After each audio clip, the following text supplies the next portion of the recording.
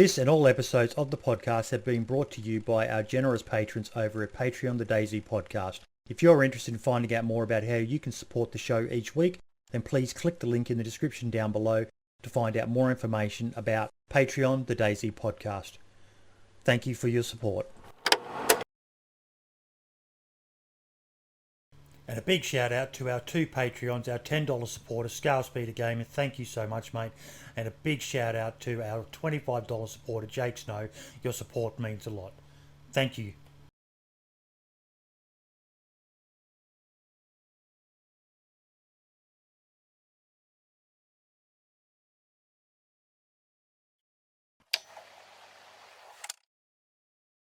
G'day, folks, and welcome to episode... I just typed it. So 45 now, is it, Brim?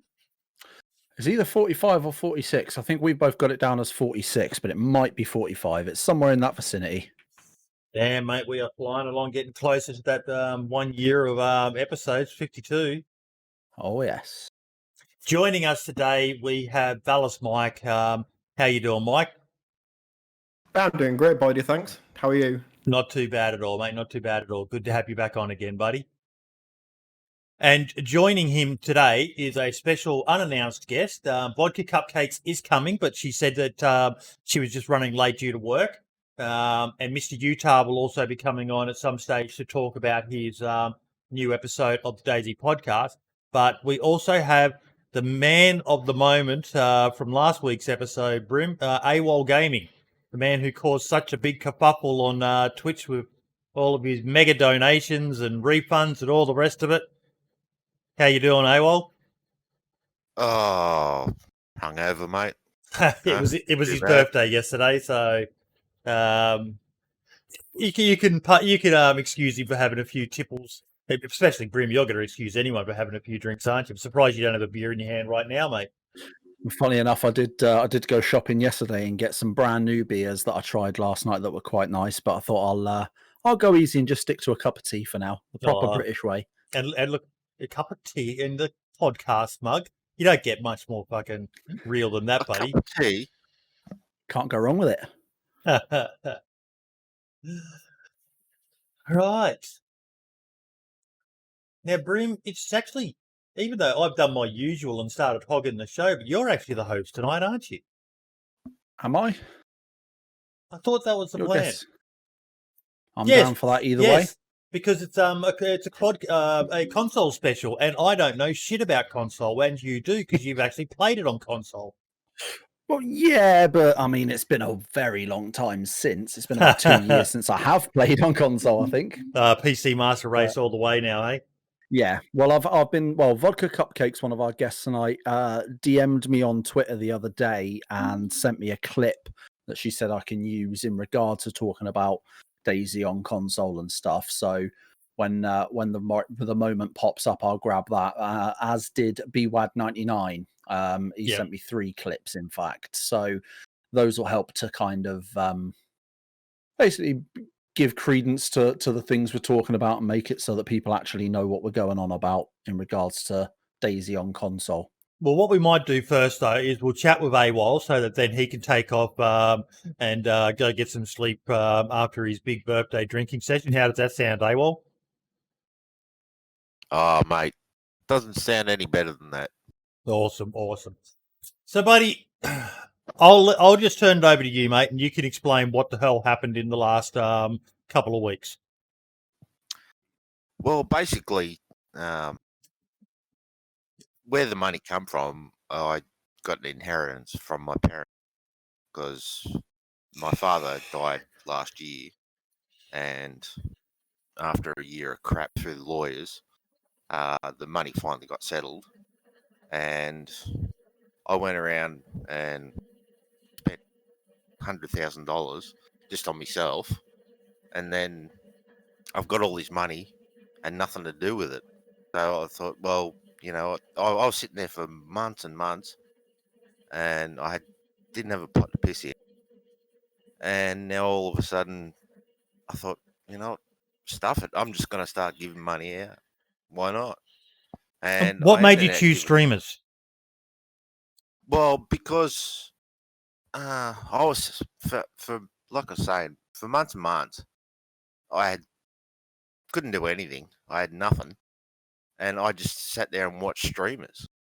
That's all I did. I watched the Running Man, Sada, Verts, all these guys, and I just thought, you know what, I'll give him some money back with all this bloody COVID shit going on.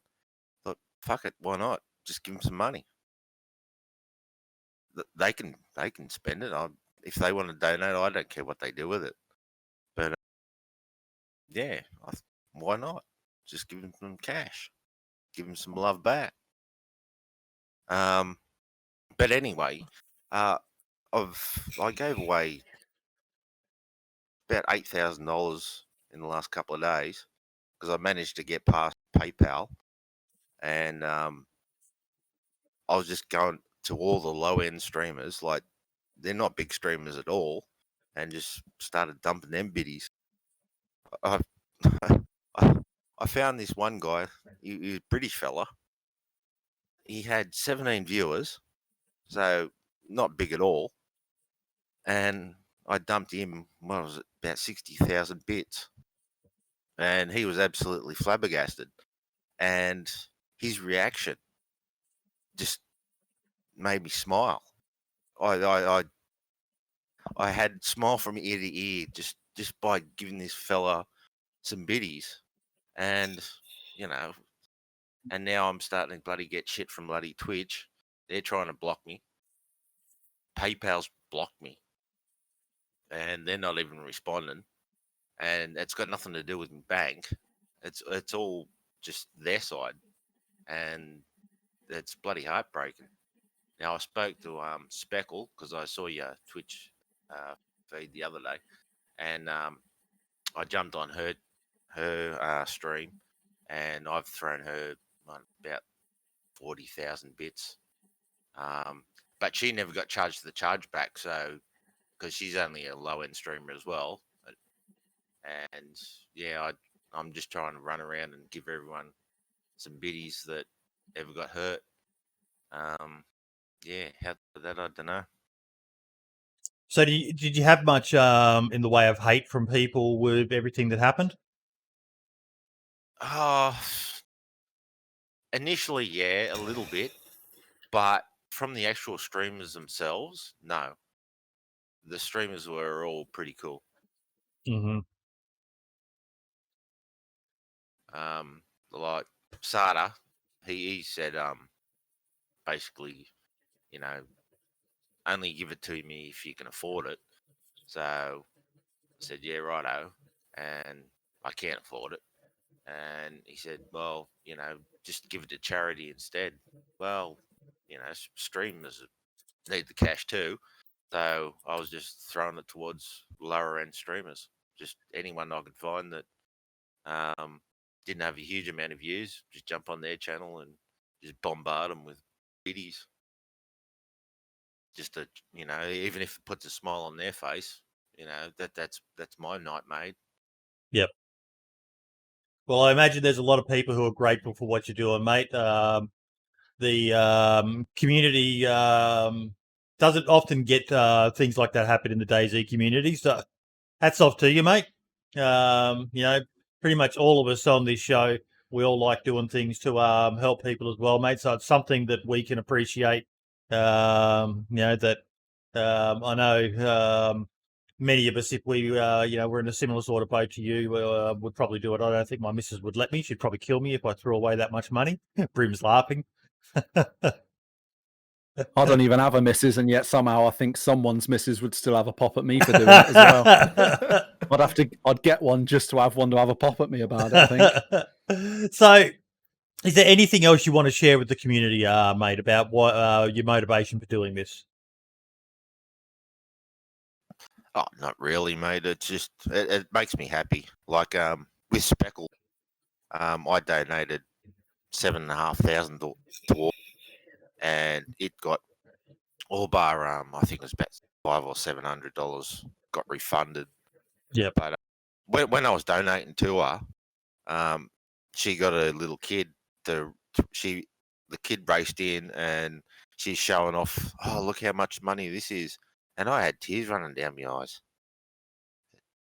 I hope you're clipping these moments for yourself for later, mate, because I imagine it's something that'll bring you some joy later on. Just make a little clip, and you can download those. I'll send you a link later on how to download clips and that. Just to keep them for yourself. It's a nice thing for someone to do. Now you've only got to look at the popularity of channels like Mr. Beast. Hey, Val. Yeah, I think he's become incredibly large, hasn't he? I've Yeah. not actually watched much Mr. Beast at all, so I'm not qualified to pass comment on him, unfortunately. But I'm obviously aware of him.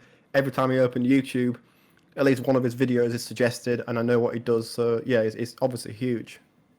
Yep. Sorry, just messaging Mr. Utah. He's in chat. Are you aware of Mr. Utah, AWOL? Oh, no idea. I'll send you a link. He's an Aussie guy doing amazing DayZ live action videos, and he's devilishly handsome as well. He's banned from having his Twitch cam. Oh fuck, he's got his cam on. Yours and my sexiness rating just dropped a bit. All we need is Yakub to jump in here, and we may as well just shoot ourselves, Brim.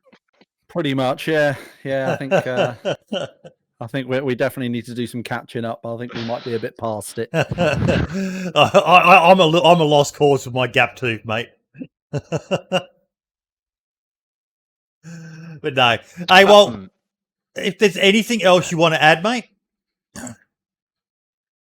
No, not real. But I'll hang around for a bit because I actually jumped on DayZ last night to catch up with that fella that you introduced me to. And Rhino? I gave him a whole bunch of biddies. Yep. But yeah, I couldn't find him, and I can't play DayZ for shit. So yeah, I tried a couple of times and just rage quit. Rhino's a nice guy, mate. He's an Aussie. He's a member of the Aussie Survivalist Dream Team that I'm in, and he's gonna blow up soon. He's just got a nice nature about him. He's a very down to earth sort of guy. So yeah. Okie dokie then. Well, we will jump over then to Mr. Utah, episode 2, mate. Oh my fucking god, it was awesome, buddy. Absolutely awesome. What you're nodding your head, Brim? Yep. Yeah. No. I've got mixed feelings about the ending of it. I don't want to spoil it for anyone who hasn't seen it. There's a cliffhanger, and yes. for me, it was brilliant. Don't get me wrong. But for me, there's something about cliffhangers sometimes. Oh, for fuck's sake, come on, put the next episode out. You know what I mean? It's like you're just teasing me. You're just teasing me, but then you know. Makes you want to see more, mate. You know how it works. if you want to see more now, here's my OnlyFans. So how long till we get a teaser for episode 3, Mr. Utah? It could be quite some time.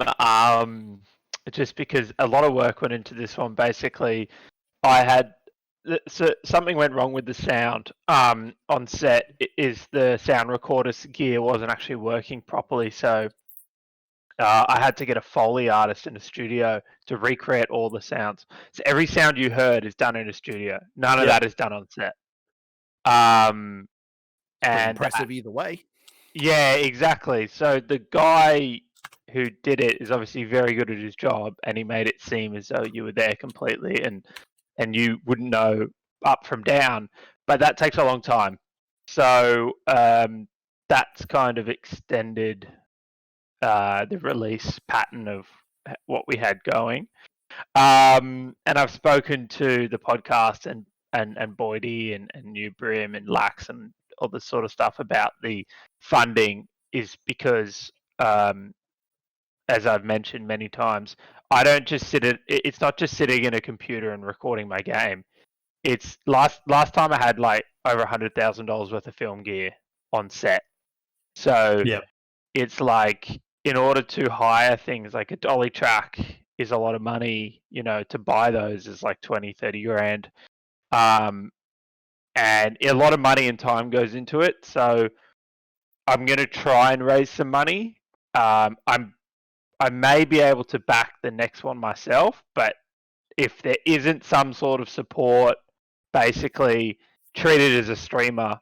You know, if streaming was really expensive, a lot of streamers wouldn't be doing it, right? Yeah. Because they would just go, "Oh, this is too fucking hard. This is just costing me a lot of money." Have you got a So- Patreon yet? I haven't got a Patreon, so I had a chat to Lax, and you may or may not have seen my Twitter post, but he's actually going to be fundraising for the film fund for the next week on his channel. Yep, Which that's is awesome. Big ups to Lax. So if anyone doesn't know who he is in the chat, I'm sure you do, but go follow him. He's a total legend. And Boyd has really helped me out as well, so thank you. So I basically have a PayPal. It's very simple. You can add a note. You can drop $1 in there. You can drop $2 in there, whatever it is, if you want to see or help see more episodes.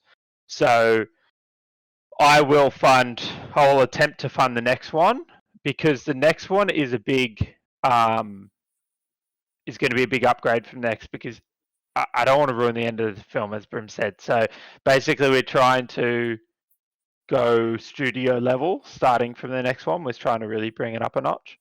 Trying to introduce more characters, infected, makeup artists, Yep. confrontation, all the things you see in DayZ. So we're trying to bring that up a level. And the response to the episodes is overwhelming. I mean, I'll just bring up some of the comments. Just some, people are absolutely loving it. Yeah, like every comment's positive. Yeah. There is no. The comments were awesome. The comments were awesome. Yeah, it really must make you feel like it's worth it. Yes, I'd love to. How many views has it got now? It's got about 3,200. 3,200. I'd love to see that. Getting 10 times that in the first 24 hours. And we do need to work out how to get more people promoting this in the DayZ community, because I know there's, as we've said, there are other people working on stuff as well, but right now these are fucking phenomenal. We'll promote anything that's DayZ related on this show, and we need to be getting the message out better about these videos. Everyone needs to be sharing it, and I know they are. Foxy's talking about it, Brim's talking about it. Even the DayZ devs. Have you had a chance to chat with them yet? I'm going to approach Scotty, I think. I just got to put some stuff together. Yep. Basically, I would love some support from DayZ, because what I'm doing. There are comments on some of these videos saying, "I started playing the game because of you." Now, to me, in all seriousness, it's now their duty to support, because I'm bringing them business. That's just the reality. It's it's a commercial way of thinking. It's a lot of, like I said, a lot of time and effort goes into this, and it's obviously a lot of passion goes into it. You guys love it. The whole community loves it. If they were to get behind it, and even just a simple share or a push, I'll be like, check this out, or this is cool, or whatever. I'm not asking them to give me, $200 million.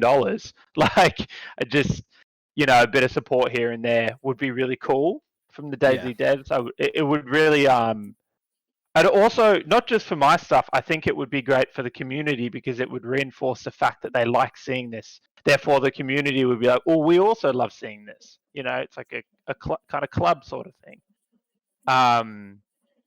So that would be really cool. But yes, I will be approaching the devs. I don't know how it's going to go, but we'll see, I guess.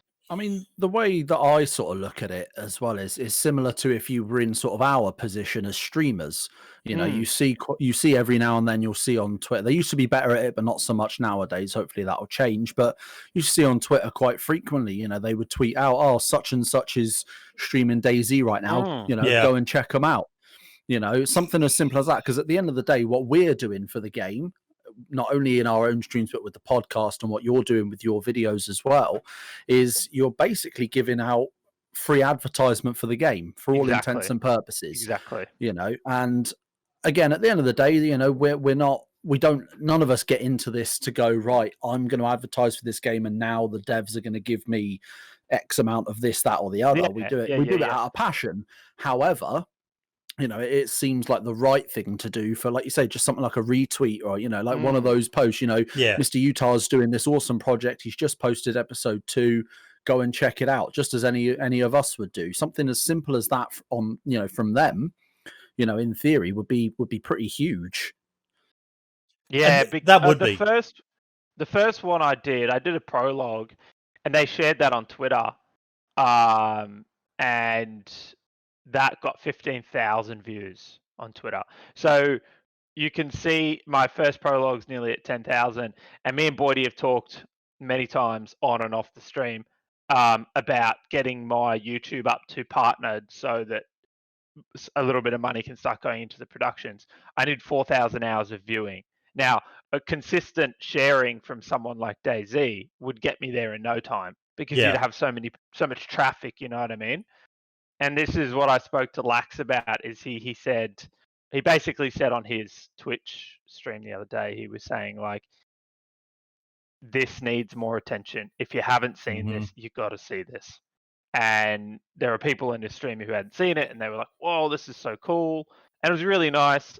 And you guys have helped me out so much. And it's just so cool to see the reaction. And like you said before, the reaction I get in the comments and all that kind of stuff is instantly I'm like, fuck, I just want to start making the next one. You know what I mean? Yeah. But that's I think the issue is, though, that I don't think, and this is just a personal opinion of mine. This is I don't think, whilst I think YouTube absolutely should continue doing what you're doing with that, when it comes to the idea of trying to get your YouTube channel up to partnered and going down that route, as you just spoke about, I mean, I don't know what your current sub and viewer counts are like. I haven't looked in the last hour, and that's about as far as my brain remembers back. So it's one of those things where I think that's more of a long-term thing, and suits more to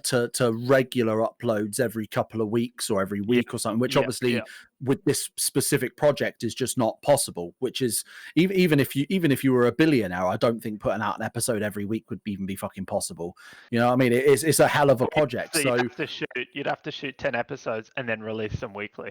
Yeah, exactly. Yeah. So it would be a hell of an undertaking. So whilst I think the idea of getting your YouTube channel up there to get that bit of income, get that ad revenue, get more people seeing things, get that more engagement, I think absolutely that is 100% something we should all be striving for. But I think for you specifically, talking about this particular project, I do agree with Boydie on the side of using other platforms to try and get that. So things like obviously using Twitter and things like that, and I think Patreon is a really good one, because you can set yourself the amount of tiers you have and how much they cost, and then you can tailor certain things to them. So you can say everyone at the bottom tier is, say, $5 Australian, for example.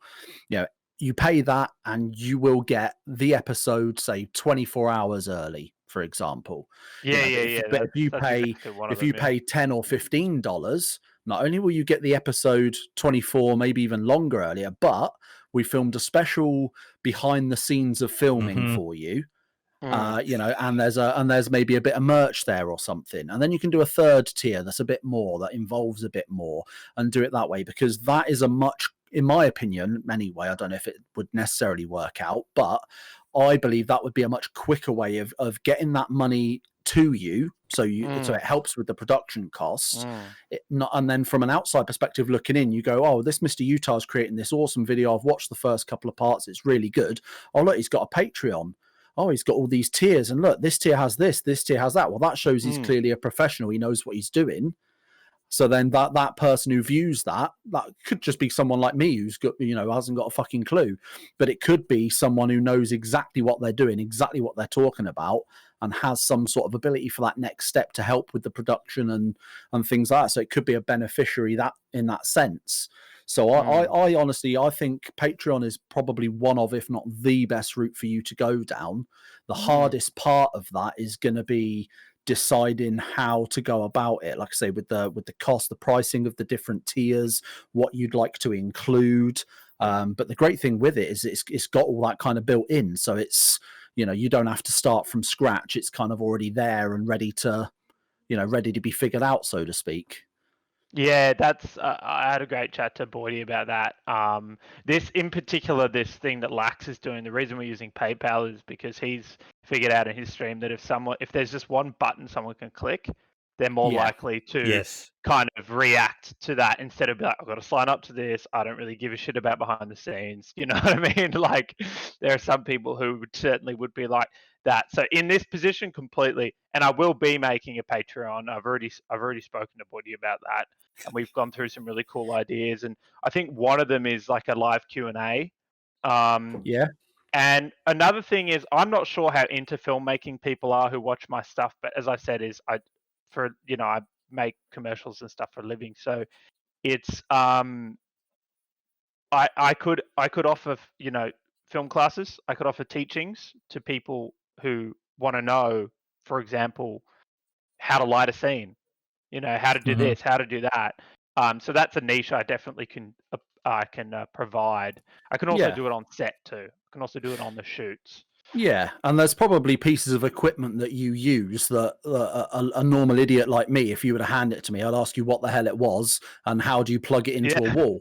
I wouldn't have a clue. So things like this is this specific camera, this is how to use it, and then not only could you include that maybe as an extra bonus in one of the tiers for Patreon, but you could stick that onto your YouTube channel as well as a little aside, if you will, and then that's another video, because the more you upload, the more engagement you're going to get on the channel overall. For sure. So it then means, because you're not going to be able to, like you say, make behind the scenes every single day and upload once a week saying, this is how far we've come. This could be a nice little little thing to stick in there in place of that, and say, look, here's something that's pretty cool.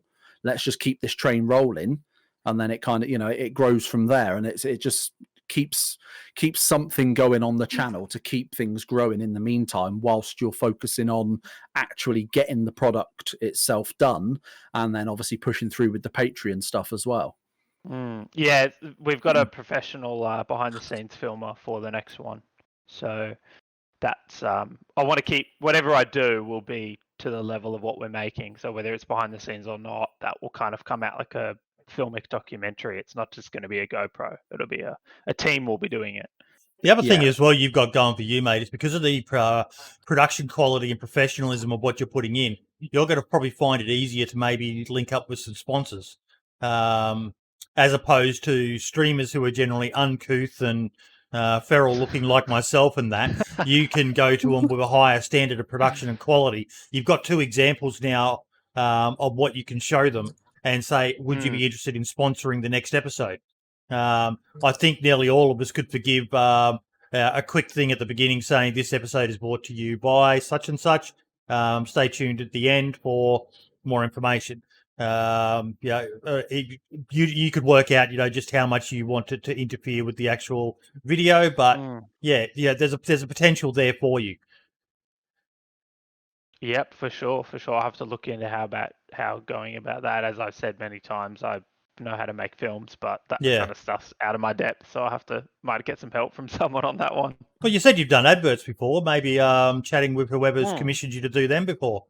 See if there's any. I'm not sure Citibank would want to get involved. That's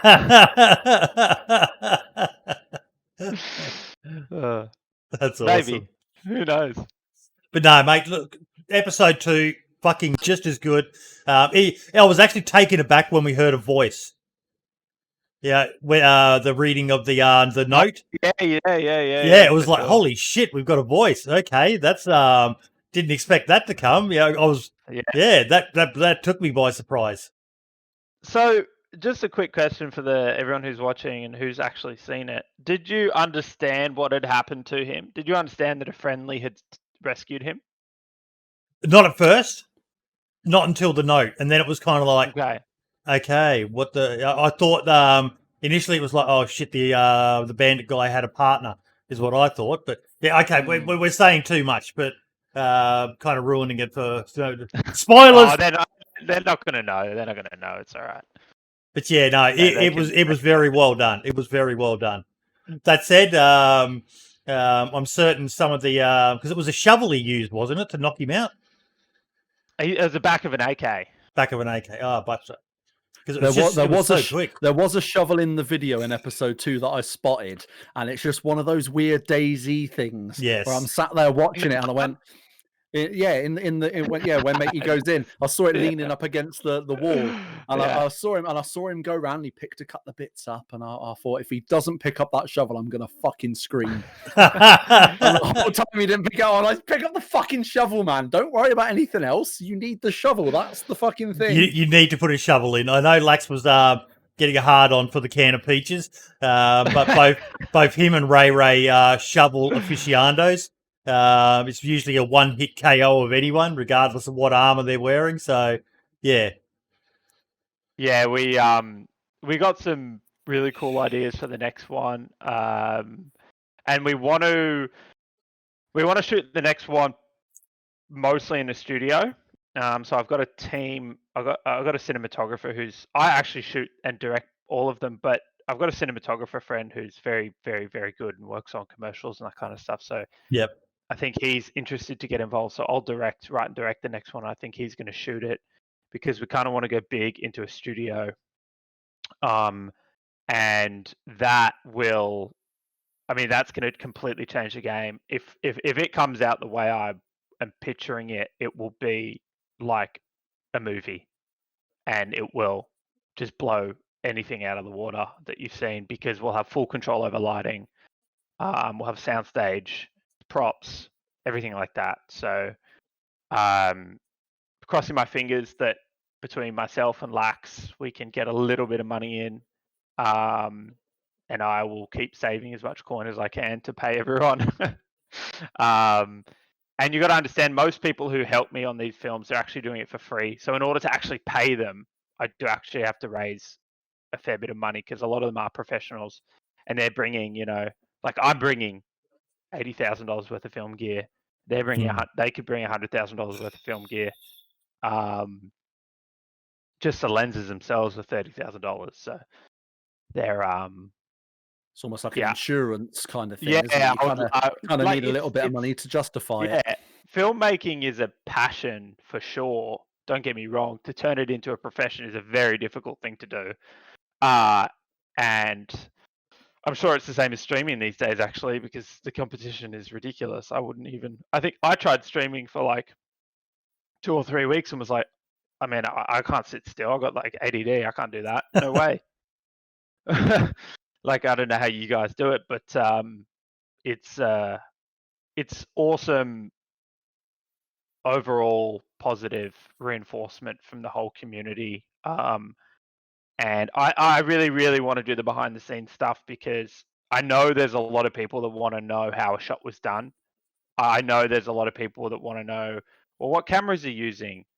What, oh, okay, so that's how he did the sound. That's how he did this. That's how he did that. So I think totally right, Brim, that the BTS would just be awesome. So yeah, it's like you say, even if it's not, the more sort of involved stuff, like, behind the scenes, but this is how we, this is how we use this piece of equipment. Something as simple as like, like a small mini documentary that's 3 minutes long or something, to show this is the crew arriving on set, so and now over to this person who's prepping this thing, and just small little snippets here or there to bolster it, I think would work wonders. Short form content is what's really getting numbers at the moment. If you look at things like TikTok, the maximum video length you can upload to TikTok is 60 seconds. The average is about 6 to 7. It's similar to what Vine used to be. So, and the numbers for gaming content over there is ridiculous. Obviously, your bigger guys are obviously going to get bigger numbers, but even someone like me with 350 odd followers on Twitch, I'm getting 2-3 times that views on a video that's less than 60 seconds long, and just purely by chance of it being uploaded to a different platform, it's got more eyes on it. The discoverability on TikTok and small short form platforms like that are much better than they would be on a lot of other platforms. So it's worth branching out and just trying to stick little things here or there across everything without maybe I should make without a spreading Mr. yourself Utah thin. TikTok. Yeah. Brim is our guy. He manages because I just can't do TikTok. I can't. I struggle with. It took me ages to learn Twitter. If it works, it works. Yeah, and it does. Brim's having some good success with it. Just doing little snippets and that. And I'm certain he could give you some advice on, maybe a good moment from your episode, and want to see more, click on the link below to see the rest of the video, and Brim can share it from the DayZ podcast TikTok account. God, it feels weird us at our age talking about TikToks and... But I mean, I 100% agree with what Boydie said. I mean, you think, obviously, for those of us who have seen episode 2, we know how it ends. You think that final 60 seconds of that episode on its own, regardless of the other X amount of minutes before it, that final 60 seconds is a bit like, ooh, that was a bit, it's interesting. It makes you want to see more. So just something as simple like that, that's perfect advertisement on its own for the whole project. You show the odd clip, you just cut that 60 seconds out, for using whatever, video editing software it is you prefer. Cut that last 60 seconds out and just bang that straight onto TikTok and just say, and put a link here's in your profile. Here's what the project's about. Put a link then in there to your Patreon. Put a link to this, that, and the other, and then all people are going to see them, because it's a whole different group of people that wouldn't have normally seen it on YouTube or on Twitter because they're on a different platform at that moment. There's suddenly more people that wouldn't have seen it and not only are they seeing it, but they're seeing that really interesting moment. It's essentially like a trailer for a movie. You get got a trailer for episode 2. I got a trailer for episode 1, so I might start with 1 and then go on to 2. Perfect. What do you do? You hashtag it? Is it like a Twitter thing? Or basically, yeah. For all intents and purposes, it's like a scrolling thing. So you sit there and you just basically scroll through different videos, and there's all sorts on there. There's some weird parts, so be very careful because you see some really weird shit going on. A lot of shit. Yeah, there's a lot of weird shit. There's some corners of that app that you don't get anywhere else, and it's a bit strange. But stick to what you know, and you're all right. But yeah, things like it's literally just stick it on, and you just do hashtag Mr. Utah, hashtag DayZ, hashtag the DayZ podcast. Whatever hashtag you can imagine to put in. It's like those olden days where people used to put like fucking 400 hashtag spams in their YouTube thing, because they knew it would get more discoverability on YouTube, and it works a similar way. And when you go to put a hashtag in, you type it and it tells you how many hashtag like people have used, how many times that hashtag's been used recently or overall, and some of them are in the billions. So if you choose the right hashtags and they hit the right algorithm, they'll take off. Like I say, I've got a random clip on my TikTok of I can't even remember what it is, to be honest with you. It's just a random. Oh, I know what it is. It's playing on the Blue Waffle Attack Force server. I just happened to get a kill. I had an interaction and a kill inside of a barrack, and it wasn't anything special. It was a bit janky, but it got 3,500 views. Nothing I've ever done has got over 600. Nothing up until that video, nothing I had done on TikTok had got over 200. Even the one of you doing all your stretches, and that didn't get more views. Well, that I didn't put on TikTok. That stayed on the podcast. You should have put that on TikTok, mate. That was comedy gold. That was. Yeah, there's a reason I upped the fucking cost of that. But yeah, it's things like TikTok, short form content, things like that are perfect for that. So the website itself isn't great. It's good enough to upload and put things in, but when it comes to actually editing your profile and stuff, you'd have to do that all on your phone or tablet. But generally speaking, it's a really simple sort of application to use. Content like that, short form content like that is what's doing the rounds a lot. There's a lot of DayZ channels. Septic Falcon's got one. Gamer Dad TV's got one, and he uploads like several times a week and gets decent engagement. Yeah. You know, so you know, it's not like we're a niche corner of the internet. We've actually got a decent core audience of DayZ related stuff on there already. So yeah. Well, I didn't you know. realize when I was making these, like I said in the early days of these podcasts, I started making this simply because, from a filmmaker's point of view, DayZ is a great game, and I love DayZ, and anything can happen in DayZ, and also it has that atmosphere of tension, which is why you Yes. don't see much dialogue in my films, because in reality, is you don't actually really need it. The No. whole thing is the DayZ is terrifying because you don't know where anyone is. No one, you know, if you see someone and they don't talk to you, it's like, well, this motherfucker's going to kill me. Like, it's either me or him. So you try to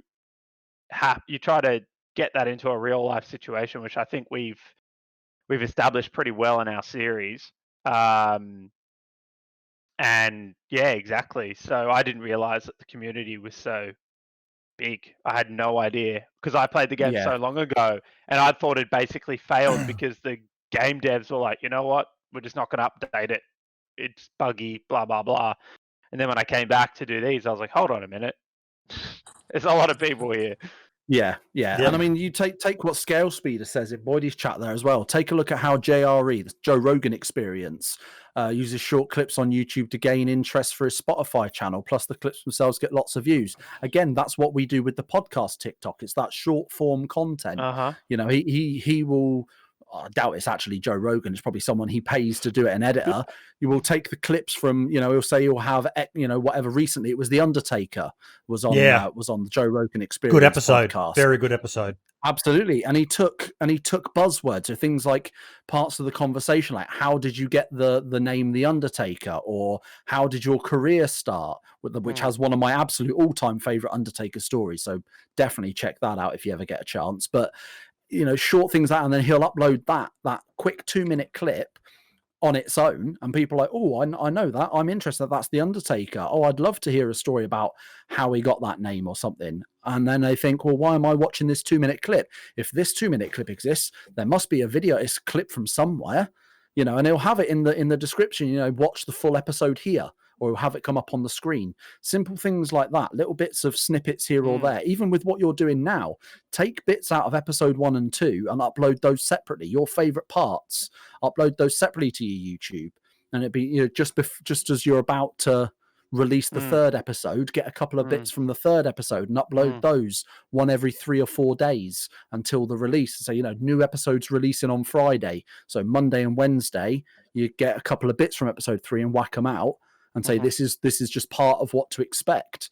Choose the right clips, that takes off, and then everyone's like, right, I've definitely got to watch episode 3, because that's from the 5 minutes I've seen of this 20-minute video, I've definitely got to watch the other 15 minutes, because wow, you know. And it's that short, snappy content. People have got no fucking time. I'm one of them. I'm not going to sit there and watch a 45-minute YouTube video. The funny thing is, I think a lot of people have a lot of time. They like to think they don't. Well, yeah. People believe they don't have enough time left in life in general, I think. So people don't want to sit and watch a 45-minute, hour-long YouTube video. They'll watch the shorter ones, the quicker ones, because they can watch more of them. They'll binge them. You can't binge hour-long episodes. Do you know what I mean? But you can binge like 10-minute ones, and people will prefer to do that. That's what Boydie was saying about the latest episode is 8 minutes long, and he said you're just on the mark there with that sort of timing. I think it's 8 minutes. Yeah, pretty sure it's 8 minutes. Eight minutes is to be able to do mid rolls, to earn a bit more revenue. So it's a good habit to try to get into, aim for that 8-minute mark. It used to be 10 minutes, but they dropped it down to 8 minutes. So that's it's one of those little technical things, but it's a good benchmark to aim for each episode. And in terms of feedback for the team and everything, what did you guys think of like the cinematography and the locations and all that kind of stuff? That barn, that house was brilliant. Yeah, the thing with that as well is like I say, that building from obviously the cliffhanger bit at the end, it looked like it would belong in DayZ. It looked like I would expect to run into one of the towns and see a building in that state that looks like that. So it seemed realistic, which I think really it didn't need that, but it certainly helped anyway. You know, it certainly didn't hurt the episode to have something like in there. And for nerds like us who will look at that, and people that, you know, your target audience, DayZ fans, will look at that and go, oh, that looks like a house in Cami. Oh, I'm sure I've been in a house that looks similar to that. And then, like me, they'll see the shovel leaning up against the wall and go, oh, there's a fucking shovel on the wall, you know, and that'll engage them, and they'll come back for the next episode because they'll see something. They'll go, oh, I caught that. Little Easter eggs and things like that are absolutely fucking perfect. Yeah, absolutely. That's right. Even the map. I know the map looks different to the one you get in game, but it was still nice to see the map get folded out on the desk and, you know, see the word DayZ on the map, and that little things like that, they appeal to the nerds amongst us who just like, that's pretty cool. And, you know, us knowing from the last time we spoke to you that you've been chatting with, I think it's Jacob Mango or Inclement Dab about getting the actual wraparound skins for cans and stuff like that. You know, when he found that can of food or whatever it was, I was looking at it going, is that an actual DayZ skinned item? And yeah, the little things like that really help. Well, shout out to Dab. He helped me with he gave me some in-game sounds. So at the end, when you hear those dormant zombies who haven't actually been kind of I don't know how you would say that, like annoyed or whatever. They're not aggroed. Not aggroed yet. Aggroed. He actually got me those sounds from inside the game files. So yeah, mad props to Dab. So thank you to him if he's watching, or thank you. He got me those. So for the next one, I'll be looking at graphics. That's just a little hint. Be looking at getting some graphics from within the game, and potentially I've got a link to a visual effects team in Russia that we could, if it's done right and we got the money, is we could actually film it in a studio and then composite it into the 3D files of the game. So he could actually be within Chernarus, or you know what I mean? So that's where like high level green screen and stuff would take place. That's pretty which would cool. be yeah. I mean that would take a lot of work, but if we could get to that point, then you know, then we're looking at a serious bump in it's clearly in the game. Yeah, and I think, to be honest, that's where you've gone right very well so far, in that you have got those, and we spoke about it when the first part came out as well, where you've got the in-game sounds, you've got the actual gunshot sounds from DayZ. Yeah. So, you know, for your target audience of DayZ fans and DayZ players, you'll hear that and you'll recognize that, even if your brain doesn't quite compute straight away. You'll hear that, and even subliminally in your mind, you'll go, "Oh, I know that. That's the sound I recognize." So it will give that little bit of, you know, familiarity, and people will be like, "Oh, I recognize that. That's the sound." And like you say, with this episode, hearing those non-aggroed zombies, it was quite clear those were the actual zombies in DayZ. You know, so I think you did it right doing that, because it is like I said earlier, like a little Easter egg, you know, a little something for the fans, if you will, inside of what is already awesome and for the fans anyway. Just that little extra mile taken to make something even better. And I think things like that are perfect. Like you say, if you can get any sort of green screen stuff going and make it look, you know, make it look as you would want it to, and make it look real and look good, you know, something like having that character actually look like they're walking into one of the houses in Kamishovo, for example. That can be done easy. We would actually remodel the houses. I would have a part of the team just use that as the base, and they'd actually model it, and then they'd material it themselves. So it would be full CGI, but it would be based off the house. So they just remodel it to a much higher standard, because the in-game files are terribly low resolution. It would just look weird. It would just look strange. Be like a really sharp guy going into like a blurry kind of house. But essentially it would be, they're just like for like, at a super high quality, basically. And that's not very hard. I mean, these guys they're insane. They're Hollywood CGI artists. They just don't live in Australia. Yep. So yeah, it's. I mean, the world's our oyster. Just got to keep kind of pushing along and seeing if we can get some support here and there. So if anyone's listening or watching, every minute you watch, every share you share is amazing. Thank you. I appreciate the feedback from everyone and appreciate the support. It's really awesome.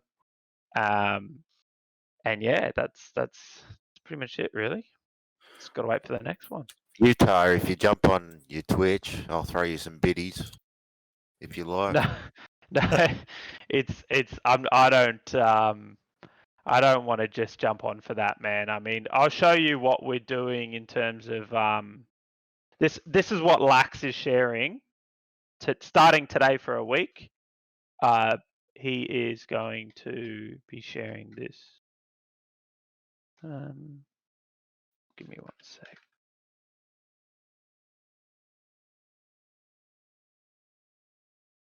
And while you're doing that, welcome Vodka Cupcakes. We haven't even started we haven't even started the console stuff. We had a couple of things to talk about, Mr. AWOL Gaming and now Mr. Utah. So you haven't missed a single thing. Oh, good. I was worrying. I kind of just ran home from work. You've even got time if you want to go grab yourself a cuppa or something like I've that. already got one. Awesome. Yeah, all sorted. See, us Brits come prepared with our brews. Yes. we have our our switch the kettle on. Yep, we have our cups of teas ready, rocking and rolling every time. I got two of them. One hot, one cold. Bloody hell. Greedy sod. That's but yeah, that's I won't take too much time, but basically Lax will be he'll be showing the film on his streams for the next week, and he'll be putting up a graphic and trying to raise funds for the next film that just goes directly into the film. So hiring gear, getting a better studio, whatever it is, and I will just be matching and funding whatever I can. And I can't use your donate, mate. What's that? Yeah. Sorry, I can't use your donate page because it uses PayPal, and I'm not going there again. He's blacklisted by PayPal. Right. It's a long, complicated story, mate. He basically the TLDR of it is guy spent too much money. PayPal no like him. But I don't understand. Why would they do that? No, that's just PayPal. That's insanity. Yeah, well, that's really the only way I can do it. I don't have any other way, unfortunately. But totally appreciate the offer. Thank you. That's amazing. So I remember you saying when we last had you on the podcast, Mr. Utah, you were talking about the length of the videos and how you were looking to maybe change those from what the first couple of parts were. What has that changed? Are you looking to what's your sort of ideal for episode 3? You want it? Do you have an idea of how long you want that video to be overall, or is that going to be more of it depends on what we can film and how long that takes? I would love to. My ideal mark would be somewhere in like the 10 to 15 minute mark, because I've already had a lot of response from the 8-minute film going that went so quickly. Like I want to see more. It did. I'll agree with that. It was over too quickly. And I think if you could double it, maybe that 15-minute mark would be really good. You know, you could sit down with a cup of tea or a coffee or a beer or whatever is your poison of choice and just really immerse yourself in, like Brim said earlier. Yeah, even myself, I'm not watching as many long-form DayZ videos now. I'm looking for the shorter ones just because between the show, streaming myself, family, and all the rest of it, I just don't have as much time as I used to. Mm-hmm. Yeah, and I think that idea of it's not the idea that it wasn't long enough. Episode 2, I think it was more the idea of time flies when you're having fun. You know, it was a really good product. It was a fantastic video, and it was really enjoyable to watch. And as a result of that, you want more. Therefore, it seems like it wasn't enough, if you get what I mean. So it's not a negative thing to say that 8 minutes was a bit too short. If anything, it's more of a compliment, you know. But like you say, aiming for that 10, 15-minute mark, I think most videos you'll find out, most YouTube videos in general across whatever, subject it's on. Most are usually around the 10-15 minute mark, especially when it comes to video gaming content, because for the longest time that's been the sort of the status quo, if you will. That's how it's worked out, and that's what's got people where they are. So absolutely, I think no more than about 15 minutes. Certainly I would say less than 20 minutes an episode, because I think at that point, once you start hitting the 20 minutes mark, then you're going into actual TV show episode length, and it kind of crosses into something else that people will probably have that in the back of their mind going off. It's like 20 odd minutes long. That's like an episode of whatever it is I'm watching at the moment. Yeah, it'd be a fantastic video, no doubt, but a lot of people will have in mind that may seem a little too long. So I think that's somewhere between 10 and 15 minutes, give or take a few minutes either side, would be like the bang on the money, so to speak. Yeah, that's so I want to start introducing new characters into the series, because our survivor, everyone's starting to get to know the survivor, and yeah, I want to introduce them. I mean, you heard someone in the last one. I'm not going to spoil too much. Yeah. But oh, it looks like AWOL tried to donate, but his credit card got rejected. Oh man, I don't know. Maybe I set it up wrong. I apologize. I think it's more on his end. No, I think the issue is, and you heard it here first, it's a podcast exclusive. AWOL is an international money launderer. And the Interpol has shut down everything. I'm sorry, buddy. I'm a porn star. What did it say? AWOL? What did it say? What did the message actually say? He just asked AWOL. It just said rejected the offer, the donation. So strange. nothing I can do. Very strange. $500, by the way, but yeah. Holy shit. Maybe send him a message after the show, mate, and try and work something out with him, because I know he would really, really appreciate the support. That would go a long way. That would hire out a friend's studio for 2 days, because I get a rate. I could do 2 days with that. That's insane. No, it's all good, mate. It's only bloody money. That's my Bloody hell. I will, yeah. I'll get in contact with you after this, man. I really appreciate it. That's amazing support. And you'll be getting creds for that sort of money. You get creds in the film for sure, as an exec. So congratulations if you want to become an executive producer of the next episode. All right. You know what the funny story is? My actual name's on the movie Toy Story. Really? As a contributor. Yeah. I met Steve Jobs a long time ago, and this is before he bought Pixar, and I was talking to him about Toy Story and all that, and yeah, my name's on it. So there you go. The more you know. Nice. Just stick with me, and we'll get there. Yeah, we'll be at Toy Story by the end of the year, guaranteed. That level. But yeah, to answer your question, I guess 15 minutes. With some new characters. I want to bring in some more action, but I don't want to bring in too much action, because DayZ is kind of one of those things where it's like the no action is the action. It's like if you give too much action, it's like, okay, what are we playing COD here? Like you need to. It's a fine art. It's a dance. Yeah, you've got to build up to it, and I think that's one thing you've done really well so far. Especially, like I say, without spoiling, what the ending of episode 2 was literally that cliffhanger, that moment of, oh shit, now I really want to know what happens in the next one. And that's what keeps people coming back, is moments like that. So, using them sparingly will work absolute wonders. Absolutely, that's right, and. Wow, no, sorry, I'm just a bit overwhelmed by AWOL's generosity. You're not the only one, mate. He's been quite generous to me tonight, and there's a lot of other people in there in the community who have been a bit humbled by what he's been doing of late. I keep on saying to him, though, just make sure you don't overextend, mate. You've got to make sure you look after yourself as well. Absolutely, yeah, that's 100% right. Like you said, that I think Sada said is, I mean, if you're willing to donate to the films, then that's fantastic. But only donate if you can. Like, you That's know, fine. Don't worry about it. that's, I've got plenty of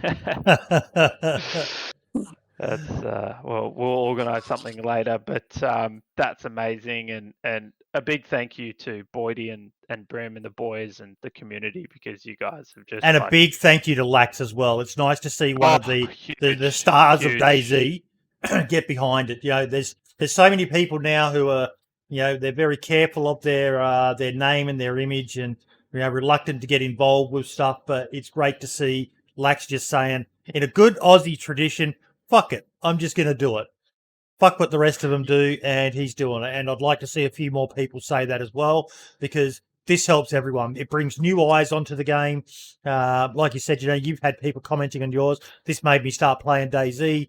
So, you know, it's a way of feeding everyone into this great community that is the DayZ community. Yeah, exactly. And what Lax has done, I mean, his tweet was kind of perfectly said. He said, what did he say? Where is it? He goes, "If you want to make this series a reality, then get on board. Yep. Calling all DayZ streamers to help fund this DayZ movie series. I'm stepping up and getting on board." So, you know, he's, you know, like, it's hard. I can completely understand. It's very hard for someone who's fairly influential in the community to be the first one to do it. Because it's like, well, I don't know this Mr. Utah guy. Do I really want to help him? You know, like, I get it. Like, it's you got to put yourself out there. You know, it's a dog eat dog world, but that's a beautiful sense of community. And he really, I've talked to Lax a lot about this, and he truly believes in this series. He thinks what we're doing is just so awesome. Look at that. Have you watched his channel though? Have you seen the stuff that he's made for his own channel? Yeah. He loves this sort of live action stuff. Yeah, it's in his bones. His intro's unreal. Yeah, his intro is absolutely insane. And he's done so many little things like that. In fact, I think, you know, hopefully we get past all this post-COVID bullshit. I would love to see you and him team up for one. Do one. Well, this is what I said to him. I said, you know, if we can get enough funding. He lives in Victoria, right? Yes, somewhere in rural Victoria. And I'll go down there with a couple of the team members, and we'll shoot a Lax commercial.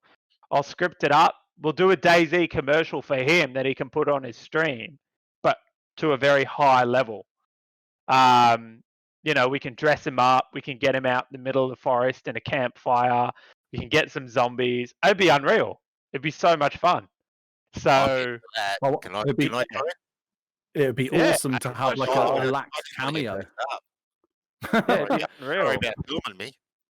I would love to do. Yeah, exactly. I am Lax, and this is my DayZ story. So you can have him starving at a campfire eating beans, and his mate just got his head eaten by a fucking zombie or some shit like that. Well, so you've got when it comes to Lax though, you've got to have it correct. You've got to have it. He's got all the food. But what he'll do is he'll tell the others he's starving, so they'll give him theirs a little bit as well. So he definitely never starves. That's how Lax rolls. So you got to be a little bit careful with him. But it would be good to see, like, you know, let's say episode 5, for example, you know, where you've got a wide shot perhaps of a bunch of zombies, and you just spot one with this fucking big black hair, and you go, "Oh, I think I recognize that," and you just see a little Lax zombie stumble past trying to munch on someone's leg. You know, be fucking awesome. Yeah, no, that would. I'd love to do that. I think that would be really fun, and we could live stream it too, so people can see the production. We could have a beer with the fans and let them know what we're doing, or a coffee, depending on the time, whatever. Or have a beer in the morning. I don't give a shit. And again, you look at it in the sense of, we were talking about like TikTok and short form content and what have you. You know, you imagine Mr. Utah put in a video on a TikTok of the ending of episode 2, and it's like, oh yeah, that's really cool. I like that. But then imagine that suddenly there's a bit in one of Lax's videos that shows it, or you upload to TikTok or something, and you have Lax involved in it somehow, and you show, on the TikTok, you show you've got Lax involved, and suddenly it's like, fuck, suddenly this whole new group of people are seeing this project from with no disrespect meant to you, Mr. Utah, but from a relative unknown person. Suddenly, oh shit, this guy's got Lax Hawthorne involved in this project. That's pretty fucking cool. Yeah. So that new, not only have you got that new group of people on whatever different platform, TikTok, whatever else, but then you've also got people go, I recognize that's that Lax bloke that streams. I love watching his streams. Oh, well, if he's in it, and he obviously likes this project, else he wouldn't be in it. So this must be worth looking at. And then bosh, off they go. Suddenly, it just involves it a little bit more, and it helps it that little bit extra. Yeah, and that's exactly what he's starting this Sunday is a full week and a full week of advertising for the film, showing the film on his channel during the stream, and promoting that donation page and trying to get it up and running. I couldn't ask for anything more than that, man. Come on, that's amazing. That just shows that the community. He vouches for the community. You all vouch for the community. So if you support it, then obviously it's something that everyone else wants to support too. If you're not going to support something that's not going to support the game, it's the whole idea. So it's an incredible honor, basically. And I would love Running Man and Smoke and stuff to get involved. And I hope they've seen it. I know Running Man commented on one of them. But I don't know if he's seen any of the other ones or if anything like that. It'd be awesome to get them on board. Another guy would be Smoke as well. Yeah, so I've never spoken to Smoke or anything like that. I don't know too much about him. I know that he's a big streamer, and he loves DayZ and all that kind of stuff. But even just a simple share from him would, these guys have quite a bit of power. You know how it works. Yeah. Simple Scumbag is saying Mr. Utah should search engine optimize tips and tricks for amateur filmmakers with his BTS content so he can grab a larger audience. Yeah. So tips and tricks for amateur filmmakers, I mean, tips and tricks not so much, but I can give you professional advice on things. Like a lot of amateur filmmakers would make a mistake of overexposing something so easily because of something. And that's just an example. I can give tips on that. Why am I using an 85mm versus a 50mm? Why am I doing this? And yeah, for sure, I'd love to do that in the behind the scenes, and I will do that. Yeah.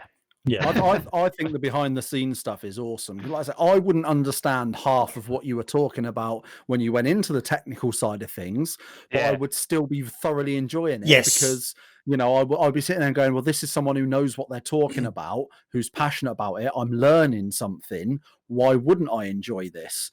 And like I say, it just adds that extra bit of content, gets those extra few eyes that wouldn't have seen the actual project itself otherwise, seeing that behind the scenes. It might be that someone sees the behind the scenes video before they see that episode, and they go, what the fuck is this behind the scenes of what? And they look and they go, fuck, this is really good. And this is only 2 minutes of behind the scenes.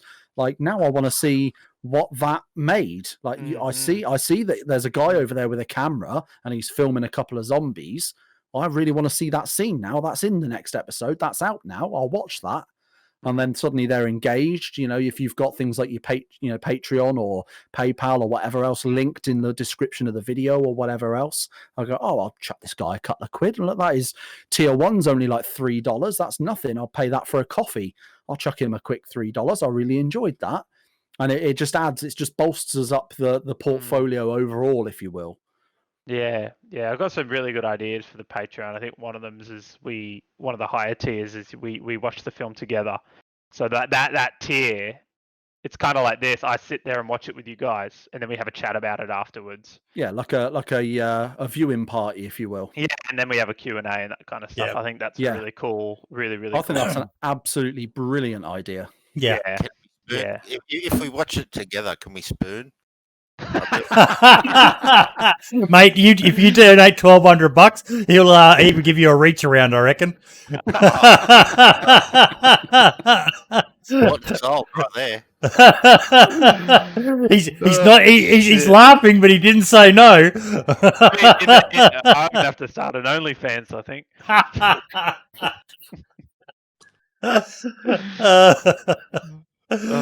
Mr. Utah, I love what you're doing, mate, and the sky is only the limit for this. I firmly believe. You've got Lax on board. If we can get a couple like the Running Man, Mind, and Toprek, Smoke, and Sarah Moore, Lax. Sorry, not Lax. Uncle Ray, and some of the guys who are absolutely killing it right now. If they can do a bit of a shout out for this as well, would be absolutely fucking amazing. Absolutely fucking amazing. Hurry up and get a Patreon up, mate. I think a Patreon will go a long way for this form, just purely because of the things like you and I and my son discussed, and Brim touched on some of them and added some other ideas today. Hurry up and get that up. Do a video on your channel announcing you've got a Patreon. Heartfelt, explaining the costs involved. Any support you can give would be appreciated. Different tiers with different levels of rewards, and get people on the bandwagon for it, mate. I think it's a fucking winning idea. And I can't wait to see what project you tackle next after DayZ. Although, truth be told, if my heart has to speak it, and it does, I don't want you to do anything else. Just stick with fucking DayZ, man. We got winter coming up. You could do a Namol special in the bloody skiing slopes. There's many things. Like Les Livonia and stuff. And also, don't forget, there's the maps from the mod. Yeah. From the original mod. Like, I can't remember the name of the best map I ever played, and I played like 1,000 hours of it. It was a jungle-ish one. It was a mod. Someone in chat will tell us. It was... No, it was so good. It was just unreal. It was like you're in the middle of the Bahamas almost. Like it was that kind of feel. Yep. In the Caribbean, and it was sick. But yeah, there's like Namausk, man. I've already got plans. I'd love to go shoot that out in Russia. Like I've got connects in Russia. Lingor. I can stay there and I can shoot there. Mark Olner said it's called Lingor. Lingor, yeah, that was unreal. Yeah. So thank you for having me, guys. It was amazing. No, more than you're always welcome on the show, mate. We'll always fit you in and make room. We're just as well. We're probably not just as passionate, but we're passionate about this project as well, mate. It's doing more for DayZ than our little show does. So keep on doing it, buddy. I will, thank you, and a big special thanks to AWOL. I will be in contact, my friend. Your generosity is amazing, and I hope you believe in the project as well, because that's the most important thing. AWOL, I have to ask: have you actually watched the live action episodes? No, you only just told me about it. I'll send you a link to them, mate. They're fucking I've got the link. Oh, you've got it already? Before you donate and become an executive producer, I think it's important that you watch. Full disclosure. Yeah, might help. Yeah. But I'll send you a friend request and we'll have a chat about if you want to get involved, of course. And everyone watch Lax's stream later on, and he'll be sharing it too. And big ups to Boydie. Thank you. Big ups to Brim and everyone else. Thank you so much, guys. If you can share that link in our Discord as well, mate, because I will add a command. I'm pretty sure Brim will add a command. I'm pretty sure nearly anyone watching who's in chat will add a command as well. We'll link to the latest video. And if you like this, here's a link to support the guy making these videos. Sure. We'll come up with a word. Brim, I'll privately message you the link for the episode and for the PayPal as well. Yeah, no, send me everything you want, mate. Everything you can. My DMs are open everywhere, so send me whatever you need, and I can get it all set up and rock and roll. And Brim could also talk to you about your TikTok that you need to set up as well. Oh yeah. I'll do that today. I'll put out the trailer for episode 1, and then just see how that rolls. But yeah, TikTok. You just got to make sure. I think the entry requirement for TikTok is you have to do one of those nurses dancing in the thing during the pandemic style videos. I think that's a obligatory first video on TikTok. Brim, did you do one for the podcast channel?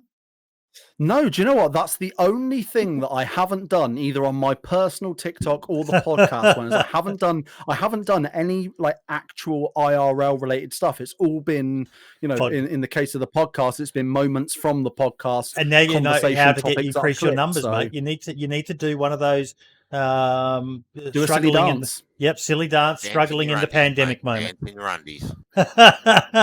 in your undies. In your undies with a shovel, silly dance. Money's going to be in no time. Yeah, awesome.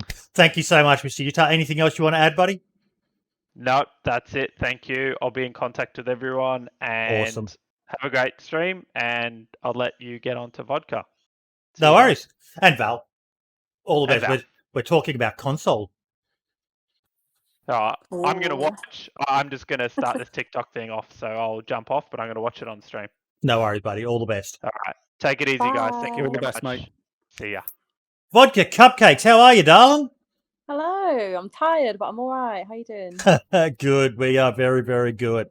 So we have got you and Val on today to talk about console. But before we go any further, I'm pretty sure everyone knows Val. Well, Val, what have you been up to lately, mate?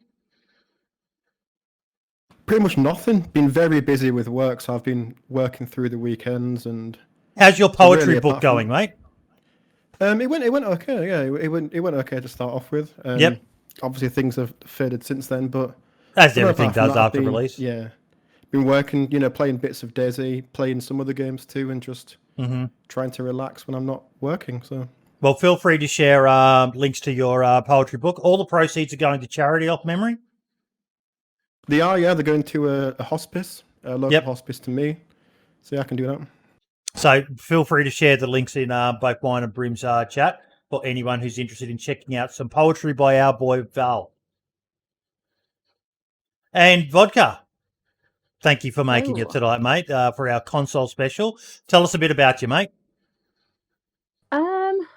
Just a small streamer, really. Just been to be fair, I've had Twitch for probably almost around a year now, but I only started streaming DayZ, I think it was last March. Yep. And ever since then, it's just skyrocketed. I was stuck at around 200 and something for a very, very long time streaming Rainbow Six Siege, and I just wasn't getting anywhere with it. So DayZ's pretty much changed that for me in a really positive way, yeah.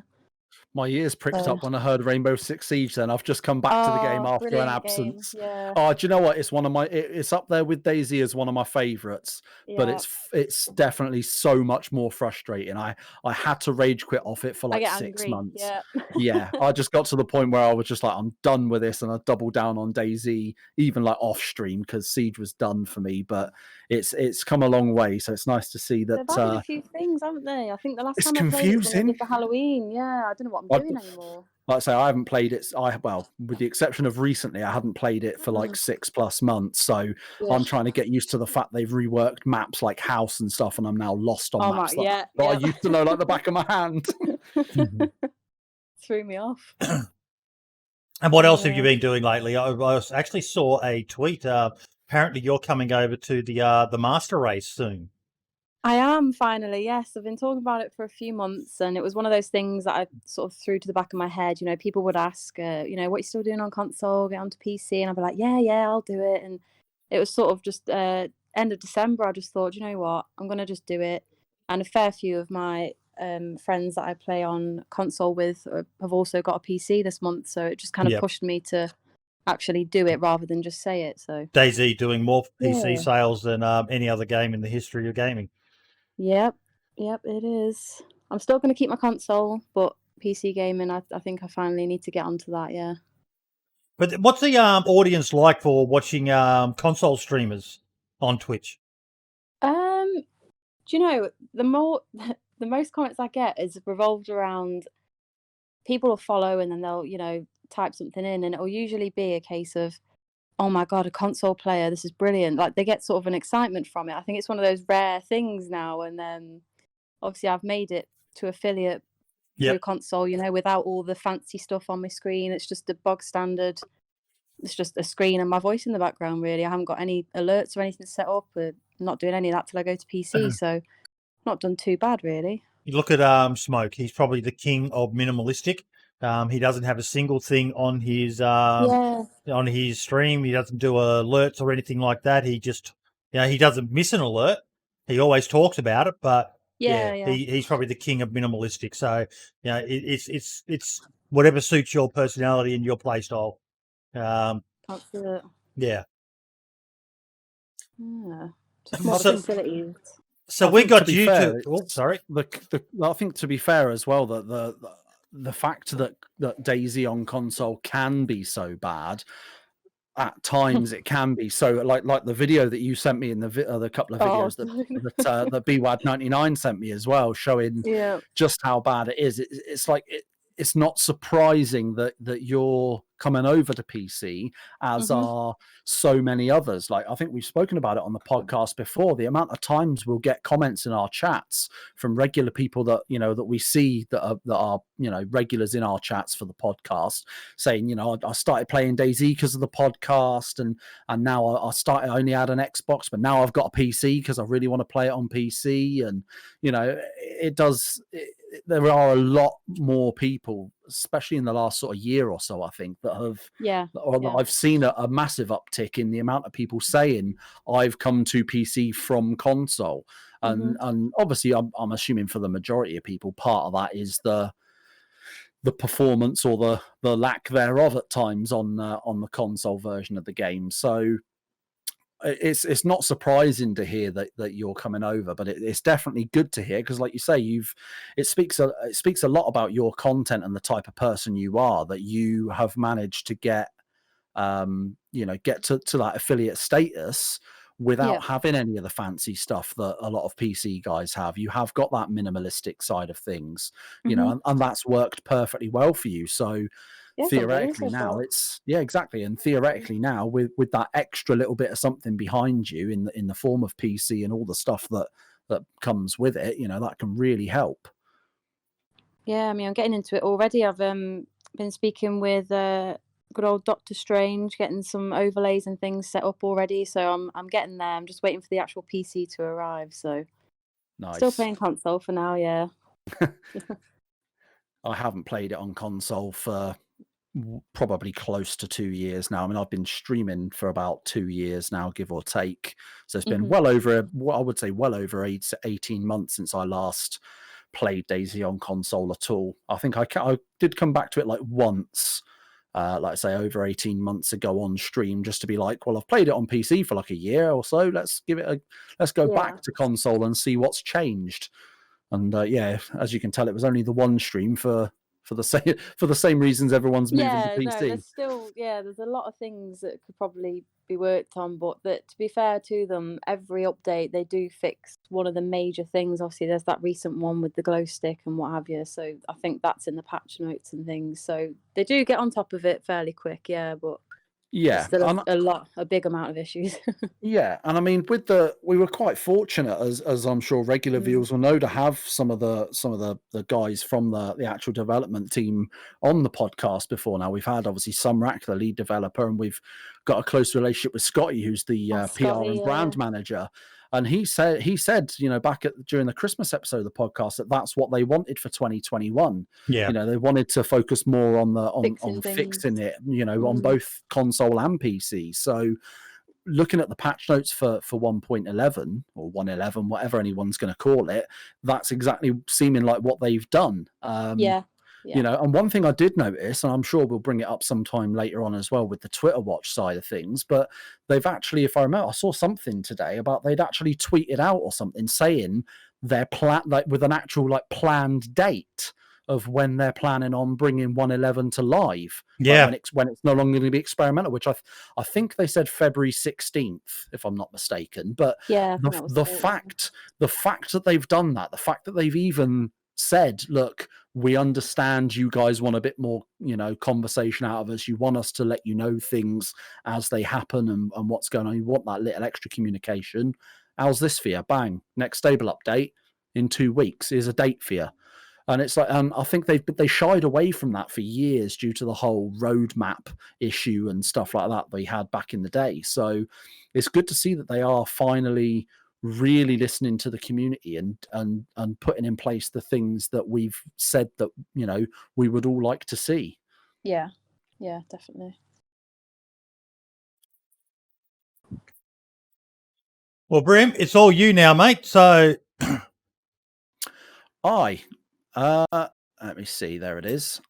So what I'll do is I'll just quickly pop, if I can remember how to work my computer. I'll share my screen and share the video that Vodka Cupcakes was kind enough to send me on Twitter of to kind of Kind enough, yeah. explain, to explain what goes on in the in the console community as far as the game itself. If it will let me, because I've got it set up a bit daft on my third screen. Can everybody see that there's something there? yep. Yeah. God, this is. Oh, shit, bitch! I'm just trying to look for the. Oh no! Oh no! I'm. No! Help! I'm desynced. No! No! I'm logging out. Quick! I'm gonna die. I'm where we were. She's hitting me, but I'm nowhere near her. Please don't do this. I've got 8 seconds. Come on. I'm not dying. Please, I'm passed out. No. This fucking game. I think that clip perfectly sums up DayZ on PC a few As well. years ago. Even now, much, it can still happen. So Yeah. it still happens now, but it's a lot rarer, I think, now to see that. I do remember though, back even before I had a PC and had DayZ, I would play on my friend's PC whenever I'd go to his house to visit, and it would be like that. He back in them days. I mean, that's even before 1.0. You're talking 0.63, even 0.53. You know, back in those sorts of days, and you're talking 1 FPS in Kamishovo of all places. You know, so coming from that, coming to what we've got now, and then to see that, it's weird to see that it's almost like DayZ console is a step back in time to what DayZ PC used to be, which, you know, is a shame. It is. How's Still a it playable been? game. I mean, has it been difficult Back in a to sec. sort of, you know, to do it, to sort of sit there and stick with it on console, considering those sorts of issues? How has that been sort of on you as a, you know, trying to obviously keep up that more positive bravado that we all have to on stream? What's it been like knowing that, Yeah. you know, trying to keep positive on top of that? It gets frustrating, don't get me wrong. I do have times where I'll be streaming, I'll just go, oh, this fucking game. It happened, that exact video that you posted, I think I had to relog, I want to say between 15, 17 times within a 2.5 hour stream. It was terrible, but I don't know whether could possibly be something to do with official community. They might just have, it's just one of those, you don't know exactly what it is. You can't pinpoint it, obviously, because it would have been sort of fixed by now, wouldn't it? So yeah. no I think hatred there whatsoever, just frustration. Exactly, yeah. I think we're all in that same boat as well. Like you say, you still get desync on PC every so often. Yeah. Nowhere near as bad as that, obviously, but it happens.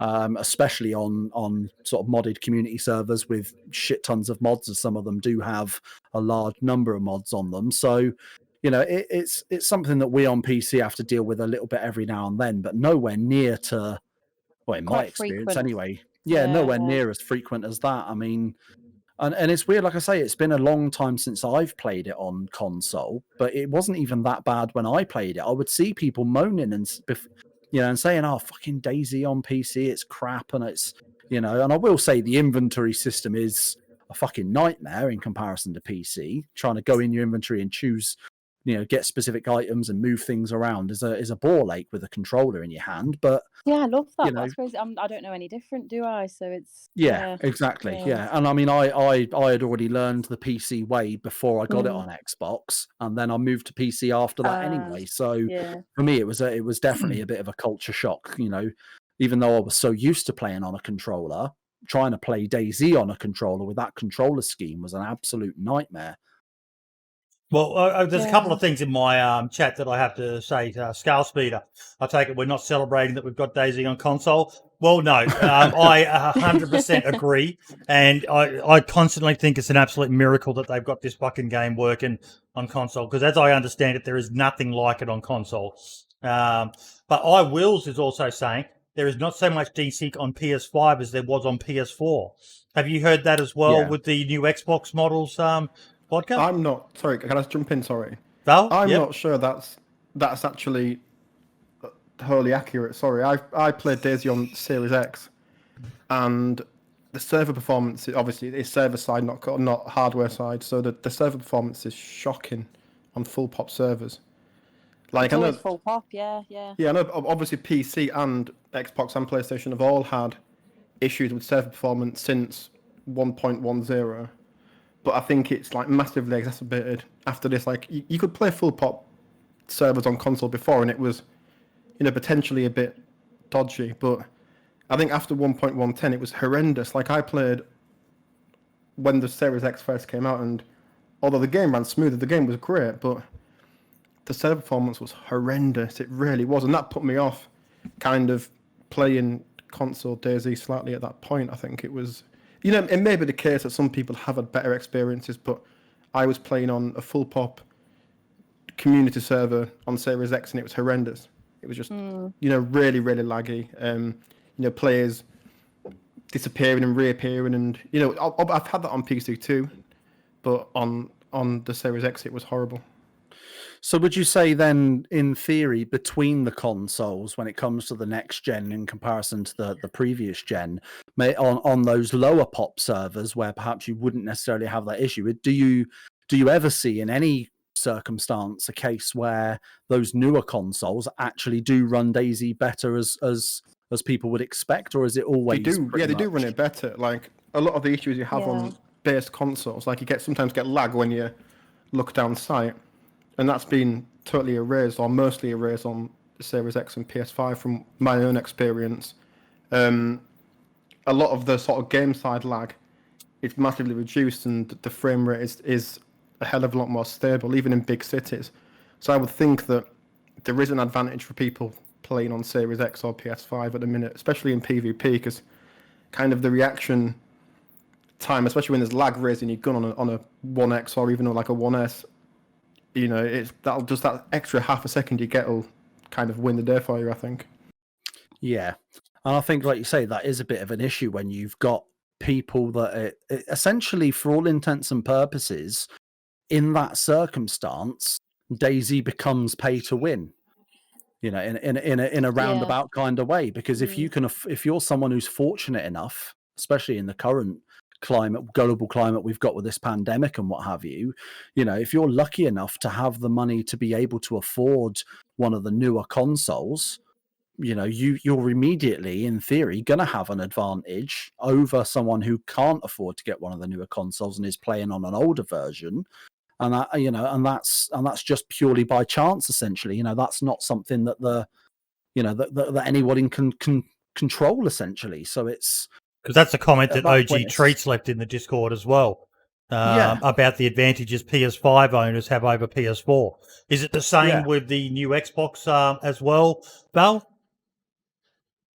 Yeah, like I say, it's a lot of the sort of game side lag, like stuttering when you raise your gun, and those sort of stutters that aren't server related, like desync related, are incredibly different, the experience you have, even between a 1X and a Series X, which obviously it's still a decent step up, but it's difference for me was huge. But then again, it's the same as on PC. You could be playing DayZ with a Ryzen 5 with integrated graphics, on low settings at 720p, and the person that you're shooting could have a RTX 3090 if they could get one. So I think there's always going to be some kind of gap between I agree with that, sort of consoles and machines. But I agree with what Brim says, that it does kind of become pay to win in some respects. Mm-hmm. Yeah, and I think that's not what the devs want either. So unfortunately, I think, though, that at the end of the day, I don't see a way in which that cannot be a thing. Like you say, because like I say, not everybody has the money to go out and buy a brand new Xbox One Series X. Well, or not, even one on not everyone even can. secondhand. They're rare as fucking rocking horse shit. Yeah, exactly. Yeah, so even if they're widely available, not everyone's going to suddenly have one. So it's not so unless the actual console manufacturers themselves can put updates out or something to bring those older consoles in line with those newer ones. But then at that point, it's like, well, why are we releasing the newer ones at all then? So it kind of hurts their business. So they're not going to do that. Win. So yeah, it's a no-win situation in a sense, but at the same time, I think it's a massive win either way, because at least DayZ's got people playing it, and like we said, we see quite frequently now. We talk about the Steam charts for DayZ and see how we've recently on PC hit an all-time highest concurrent players of the game on PC, but we rarely get a chance to talk about console in that regards as well, because the information perhaps isn't so easy to come by. But the developers themselves, Bohemia, put out a little infographic that we covered on the podcast the other week, showing that console is doing massive numbers, and just in 2020 alone, I think it was literally in the millions of people bought DayZ. I have to ask both Val and Vodka, what is it like? Because you guys are quite aware of DayZ, Val, especially yourself. Like, you're still relatively new to it, but what is it like when you meet people who've just started playing DayZ on console? Are they blown away by what DayZ is on a console platform? My experience, I don't really bump into many new people. It's sort of, I've been playing for a while, I've been doing this, that, and the other. I mean, to be fair, on console, I don't really get to chat to many. It's kind of just kill on site, unless you're joining a role play server, which I have been in a role play server, but obviously then again, it's role play, so you can't sort of talk about that thing. So I don't really come across many that will talk about the game itself.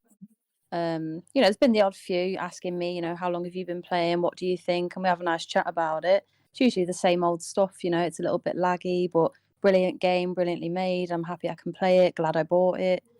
There's like excitement, and then there's also like, the downfalls as well. But yeah. What about yourself, Val? What's your experience been like? I think I was quite lucky in a way to be part of NCRP on the Xbox in the early days, and that's a great community server. And so many of those people were new. I introduced some people myself, which is part of the reason why I switched from PC to console DayZ, which is a weird sort of inversion which most people have. But like a few of my friends and people that I knew were console players, so I think just to try and have an experience with them, I sort of half and half switched over, and I think they were kind of shocked about the experiences that you could have in DayZ. And it's, I think, going back to what Scale Speeder said too, it's the fact that we've got DayZ on consoles amazing. DayZ is very much, from what I know anyway, is quite CPU heavy, quite reliant on a fast hard drive or an SSD. The Xbox One's got a 1.75 gigahertz CPU and a shitty old hard drive. So to have the game running as it does is an achievement, and I think that's something that should be celebrated. But then that shouldn't take away from the fact that it has issues which may or may not be solved on base consoles. Maybe the next gen will, or the current gen now will be the time at which they can push on with. Is there any game that you guys are aware of that's a similar sort of map size to DayZ on console? Because I honestly can't think of anything.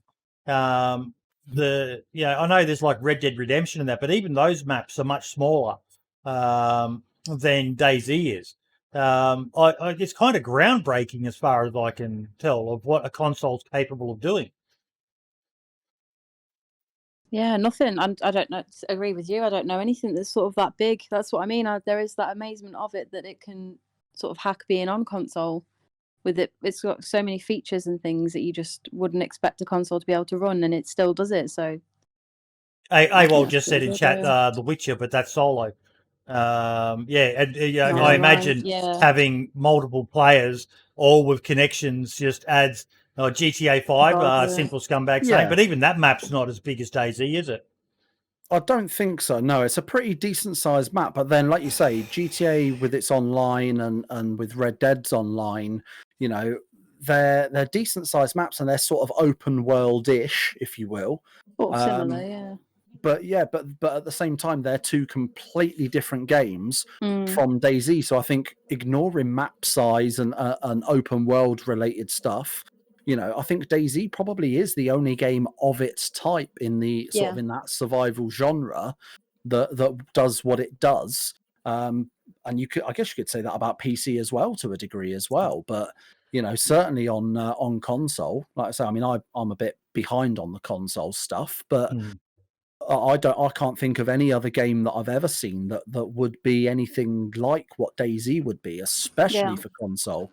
I think from a quick Google, I think Chernarus is around 5 times, 4 and a bit times as big as the map on GTA 5. Yep. 100 kilometers squared, larger than the Witcher 3 map. And obviously when you take into account that DayZ is online and persistent, has, quite a complex loot table, despite what some people may think. Yeah. It's just incredible that it runs on base consoles as it does. I know that, like I said, there's issues, but it's something that's, quite positive. But it's not perfect, and it can be shit at times, but it's good. Especially with the quality of graphics they go for. I see people talking about World of Warcraft, but as AywolG just said, it's not on console. But its graphics aren't as high edge compared to what DayZ's going for. It goes for more of a gamey style graphic resolution, which I imagine would again, I'm probably wrong, but wouldn't be as intensive as trying to render in all the grass and the foliage and just an absolute fucking nightmare. Well, I've never played World of Warcraft, but I reckon that if World of Warcraft was to come to console, it would have to be something around that sort of those newer gen consoles and whatever we may have in the future, because just graphically alone, from all the different colors and all the things that are going on in that game, it's a hell of a bright game. There's a lot going on the screen at any given time that you will see. Like obviously in DayZ you don't really pay attention to the fact, to each blade of grass, but the obviously your preferred thing has to still render that in some sense. So I think it would be I think something like World of Warcraft on console would almost blow up consoles. I think we would actually literally see sides of people's houses missing because their console explode. I'm surprised that hasn't happened with DayZ on console, to be fair, but thankfully it hasn't. I think the challenge with DayZ is still there's so many gamers out there that have been conditioned by the majority of games where this is who you are, this is what you have to do, this is the end game. A game with no end game is still kind of what am I meant to do? You could do whatever you want. I don't know what I want to do. Just tell me what I have to do. So many people still struggle with that concept that is DayZ. Yeah, I think video games have always been quite structured, haven't they? Yes. They've always sort of had that, especially in the early days, when we were all kids and, Boyd was already a fully fledged adult. We had those moments where most games were those single player campaigns and, you had to have an ending. Yeah, you had to have an end game. You had different missions and different levels and it would get to that end game. You'd be like, I beat the boss of the game. Well, that's me done now. But like say with DayZ, there isn't that. For some people, there are end games. Some people's end games are building a base. Some are, killing X amount of people, or getting a certain piece of gear or equipment that they want. And I think everyone's got their own end game, and I think that's one of the really. I have to digress here. You just reminded me of something. I was watching young Benjamin play DayZ last night, Benfruit. And I came in and he'd just gotten his hands on a Gauss rifle and a FAL. Christ. He had a Gauss rifle and a FAL, but his character... Basically God at that point then. His character had drunk dirty water, so he had cholera, and this was on the moles. So he's running off and he's sipping on the water, but he needs food as well because he's vomiting. He sees some wolves and he shot the wolves. And I put the comment in chat. That's a bold strategy, Cotton. Let's see how it plays out. He killed the wolves and then cut the wolves and started cooking them in the same spot. And straight away, I was just thinking to myself, the FAL is such a distinctive sounding rifle. that's gonna that's Yeah. the dinner bell ringing. And sure enough, the poor bugger got shot.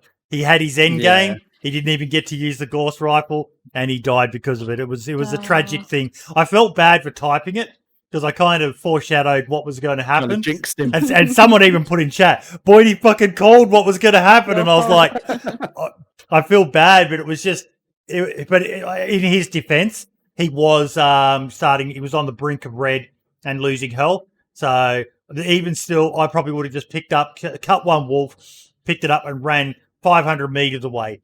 Because he had a gas stove as well. He didn't even need to light a fire. But yeah, he did it right where he killed the wolves and he died for it. It was sad to see. I wonder, obviously hindsight's a beautiful thing, but I wonder if instead of using the FAL, he had actually used the Gauss rifle.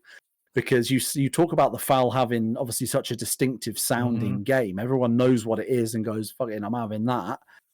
I don't know if you've ever heard the Gauss rifle in game when you've just been running down, minding your business, and someone else fires it and you didn't know that they were there. But maybe I'm just a pussy, but that's my asshole falling out. I'm scared. I'm done. So like maybe that person that shot him, if he'd used the Gauss rifle instead, would have heard that and gone, fuck that. That guy's got a Gauss rifle. I'm going the other way. Because that's what I would have done. Oh, God. I can't relate. I don't even know what it sounds like. Oh, you'd know it. You'd know it. Trust me. Google it. You'll find out and you'll understand exactly what I mean. Because it's a hell of a weapon. I can't wait to see the next. I can't wait to see a Vodka Cupcakes video of you with your first time having your hands on a Gauss rifle and firing it.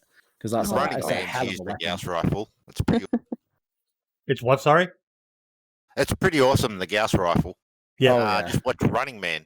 He's grabbed hold of one of them before. He usually has them, does he? I'll have to keep an eye out for that. Yeah. They're so powerful. Like they will one tap a bear. They'll probably one tap multiple bears. They're such a monstrous weapon.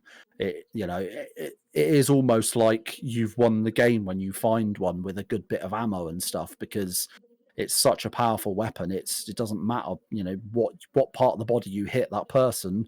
If exploding and dismemberment of limbs was a thing in DayZ, it'd be happening. It's a fucking Running Man cannon. had one, and he actually missed, and then got killed. So it was actually bloody hilarious. But there's a lot of people. I saw it in chat as well with Benford. A lot of people are saying getting the Gauss rifle is cursed. I don't think even has even Smoke had much luck with the Gauss rifle. No idea. I don't think. I don't think he has with one. No idea. But I think some servers, not every server has them. That's the thing. I think because it's a standalone mod of its own and it's not part of either of the Tuna Mouse mods that Sumrak created, I think that kind of limits how much you see it in game, because not every server is going to have it and not every server is going to know that it exists. So I think everyone should have it on their server as an option, because it is a fucking awesome bit of kit. But it comes in like fucking 5 different parts or something. You need to find the weapon. There's an optic for it. There's specific mags for it, ammo, and you need a specific battery for it. So if you're lucky enough to come across one already pre-built, you're onto a winner. But otherwise, you've got to look for it in different places. Okay, if anyone's got a clip of Smoke killing 2 guys in one shot, that would be fucking awesome to actually watch later in the show. But oh yeah. Yeah, we've actually got some comments in the Discord that we need to go through. I've got my shared my stream up so everyone can see it. The first one was by Headhunter. I'll let you take over, Brim.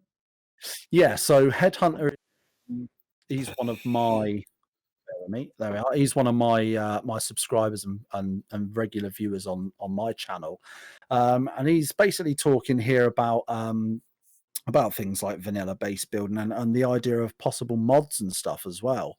Because he's saying there that one of the main discussion points is the hope that at least some of the less complicated mods, maybe it would be nice to see those on console. I think we've mentioned the idea before with something as simple as, or supposedly simple, I should say, as Winter Chernarus, would in theory would be a lot easier to implement than say a trader mod, for example, or something like that. And I think that's kind of the point that Headhunter's trying to bring up here, is that although we know we don't have mods available on, you know, on console at the moment, the closest we've got obviously is the community servers, and I think server owners can edit some files somewhere, and I'm not really with the more technical side of it, as you can tell. But yeah, I think it's a brilliant idea. I think it would be awesome to see something like Winter Chernarus. We talk about the idea of there being like another map that Bohemia create for DayZ, which would be awesome to see, because then that gives those those console players that don't have access to things like the modded maps like Deer Isle and Namalsk and various others, gives something extra, something new. Because I mean, I don't know what you guys' opinions are. I'll throw it to you guys, but when it comes to DayZ, it's such a wonderful game, but having Chernarus, and now obviously Livonia, but having Chernarus being the only map for the longest time, any time I get a chance to check out a new map, whether it be the new Rostow or whether it be Essica that's soon to come out, Livonia, obviously, Deer Isle, things like that, it's bringing DayZ to another setting essentially, and it just adds that little extra excitement in a weird way. I don't know if you guys ever sort of get that thought and feeling as well. Oh yeah, I always get jealous when they release a new map on PC. You know, we've got Livonia, we've got Chernarus. Personally, I'm not a massive fan of Livonia, so I just tend to stick with Chernarus quite a lot. But then you've got like the clothing, you've got the full white hunter's gear. Like, where can you sort of get away with wearing that? And you know, it's things like that just make you think, oh, I would really like to try out Namalsk or even Rostow. Yeah, that looks like a brilliant map, that one. Everyone's been sort of playing that every stream that I've been watching. It is a really good map. It's still early stages, so it still has a few bits and bobs that need sort of tweaking here or there, and a few changes to the map that could do with an update. But generally speaking, it's a pretty solid start. But I don't know if there's anyone more sort of technical minded and more legal minded, perhaps. But one of the things that Headhunter brings up in regards to the idea of modding for console is the idea of copyright. You know, what's the copyright involved with modding? You know, should Bohemia want to adapt and use some of the better mods? Do they have to get permission from and or pay a fee to the creator, for example? You know, look, I imagine to be able to get those going with the winter map, they would not just use the mod. They've said it before, like I think I recall an episode where they talked about helicopters, or Sumrak when I interviewed them. I'm not sure, but that if they did do it, they would do it from the ground up themselves. And obviously, because they've got access to stuff that even the modders don't have access to, they would do it. Yeah, if you haven't played the winter maps, you know, like the bushes. From a distance, they look like a normal bush. Then you get up close, and you can see they're just sticks and all the rest of it.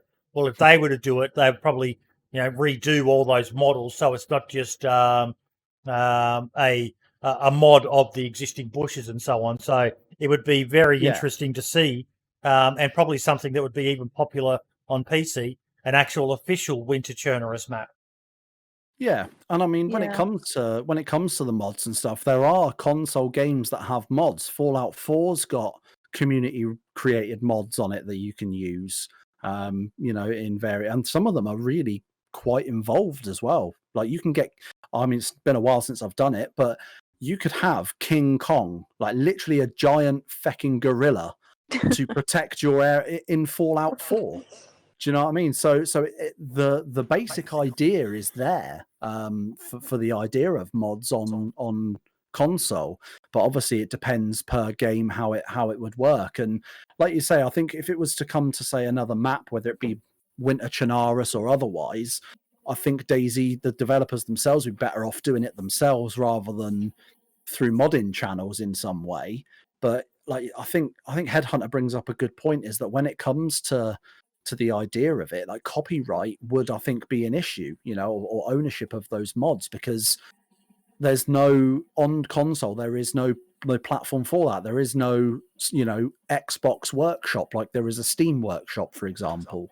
So there's nowhere for these people, you know, for modders to upload their stuff in the first place. So it would be a bit of a problem. It would be a bit of a nightmare to begin with. But I think the issue kind of tends to be that the consoles themselves, the companies behind them, Microsoft and Sony, are very strict and very stringent in what they what they allow on, hence why it takes so Yeah. long sometimes for updates to hit console. After we often have or have had in the past where an update will go live on PC and it's another week or two before console gets the update because those companies are a bit more stringent with it, whereas with Steam it works a different way.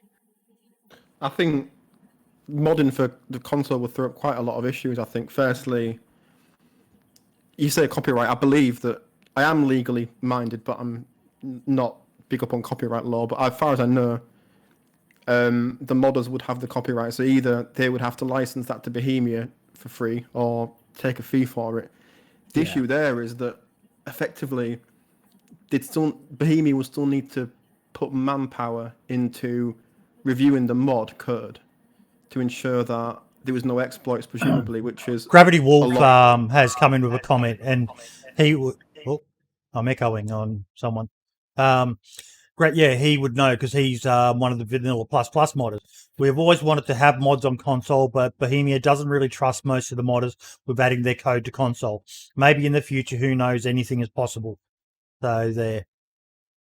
But would Sony and Microsoft even allow mods to a persistent online game? I know there's obviously examples of there is games that do Skyrim it and Fallout, but would Sony and Microsoft actually agree to that, regardless of BI's issues with trust or whatever, or alleged issues with trust? It has to go through Gravity Wolf just said it. As long as BI reviewed them first. So basically, I think it was called SnowRunner. Was someone showed me a game where the mods are basically screened by the owners of SnowRunner, and if they meet the stringent quality control, they are then approved and uploaded as stuff that you can purchase or download or whatever on console for the game. But we all know that BI have quite the DayZ team's tiny. Would they really put resources into reviewing every single mod that was to be released, or would they have the kind of the financial backing to do so from the people up in BI? Probably not, but obviously in a way they should do, because DayZ would be great with mods available for console players, but obviously, as Brim said too, there's no Steam Workshop, so BI would have to develop a front end for mods to be released, because they wouldn't do it through the Xbox store or whatever. So that's a lot of money that I can't see him investing. No, I think if they were going to if it was to become a possibility, like Mike just said, there is no Steam Workshop on Xbox, so they would literally have to create something in DayZ itself, just as Fallout 4 has. I don't know about Skyrim because I've never played it, but that's all done in game. So you would have to start up DayZ and click the mods tab and go through it that way. And that's a hell of a. I would imagine that would be quite an undertaking for a mod, for a dev team of any size to really actually properly implement that. And I think, without trying to be, without wanting to be the kind of the naysayer or whatever, it would be one of those situations where I look back at the history of DayZ and think, considering the way it's been handled over the years, would I be confident that Bohemia could even do that given the resources available? Well, Gravity Wolf, I've just asked him to join us, so he'd probably be the best person in chat to be able to tell us what they would need to do. So, Gravity Wolf, I'll turn it over to you, mate. What would be involved in Bohemia being able to do this for console? Like, I'm talking from the quality of the mods that are being uploaded through to how they could go about it. Well, I guess how you doing, by the way, mate? I'm all right. Just, working every day. So, to my understanding, the things that they would need to implement, yes, I definitely agree. They would need a front and back end system that was in the game that would be only available to console players, which on the scripting side, they can already define things specifically for consoles and specifically for PC. So, having one in one place and just having PC rely on the launcher, that's possible.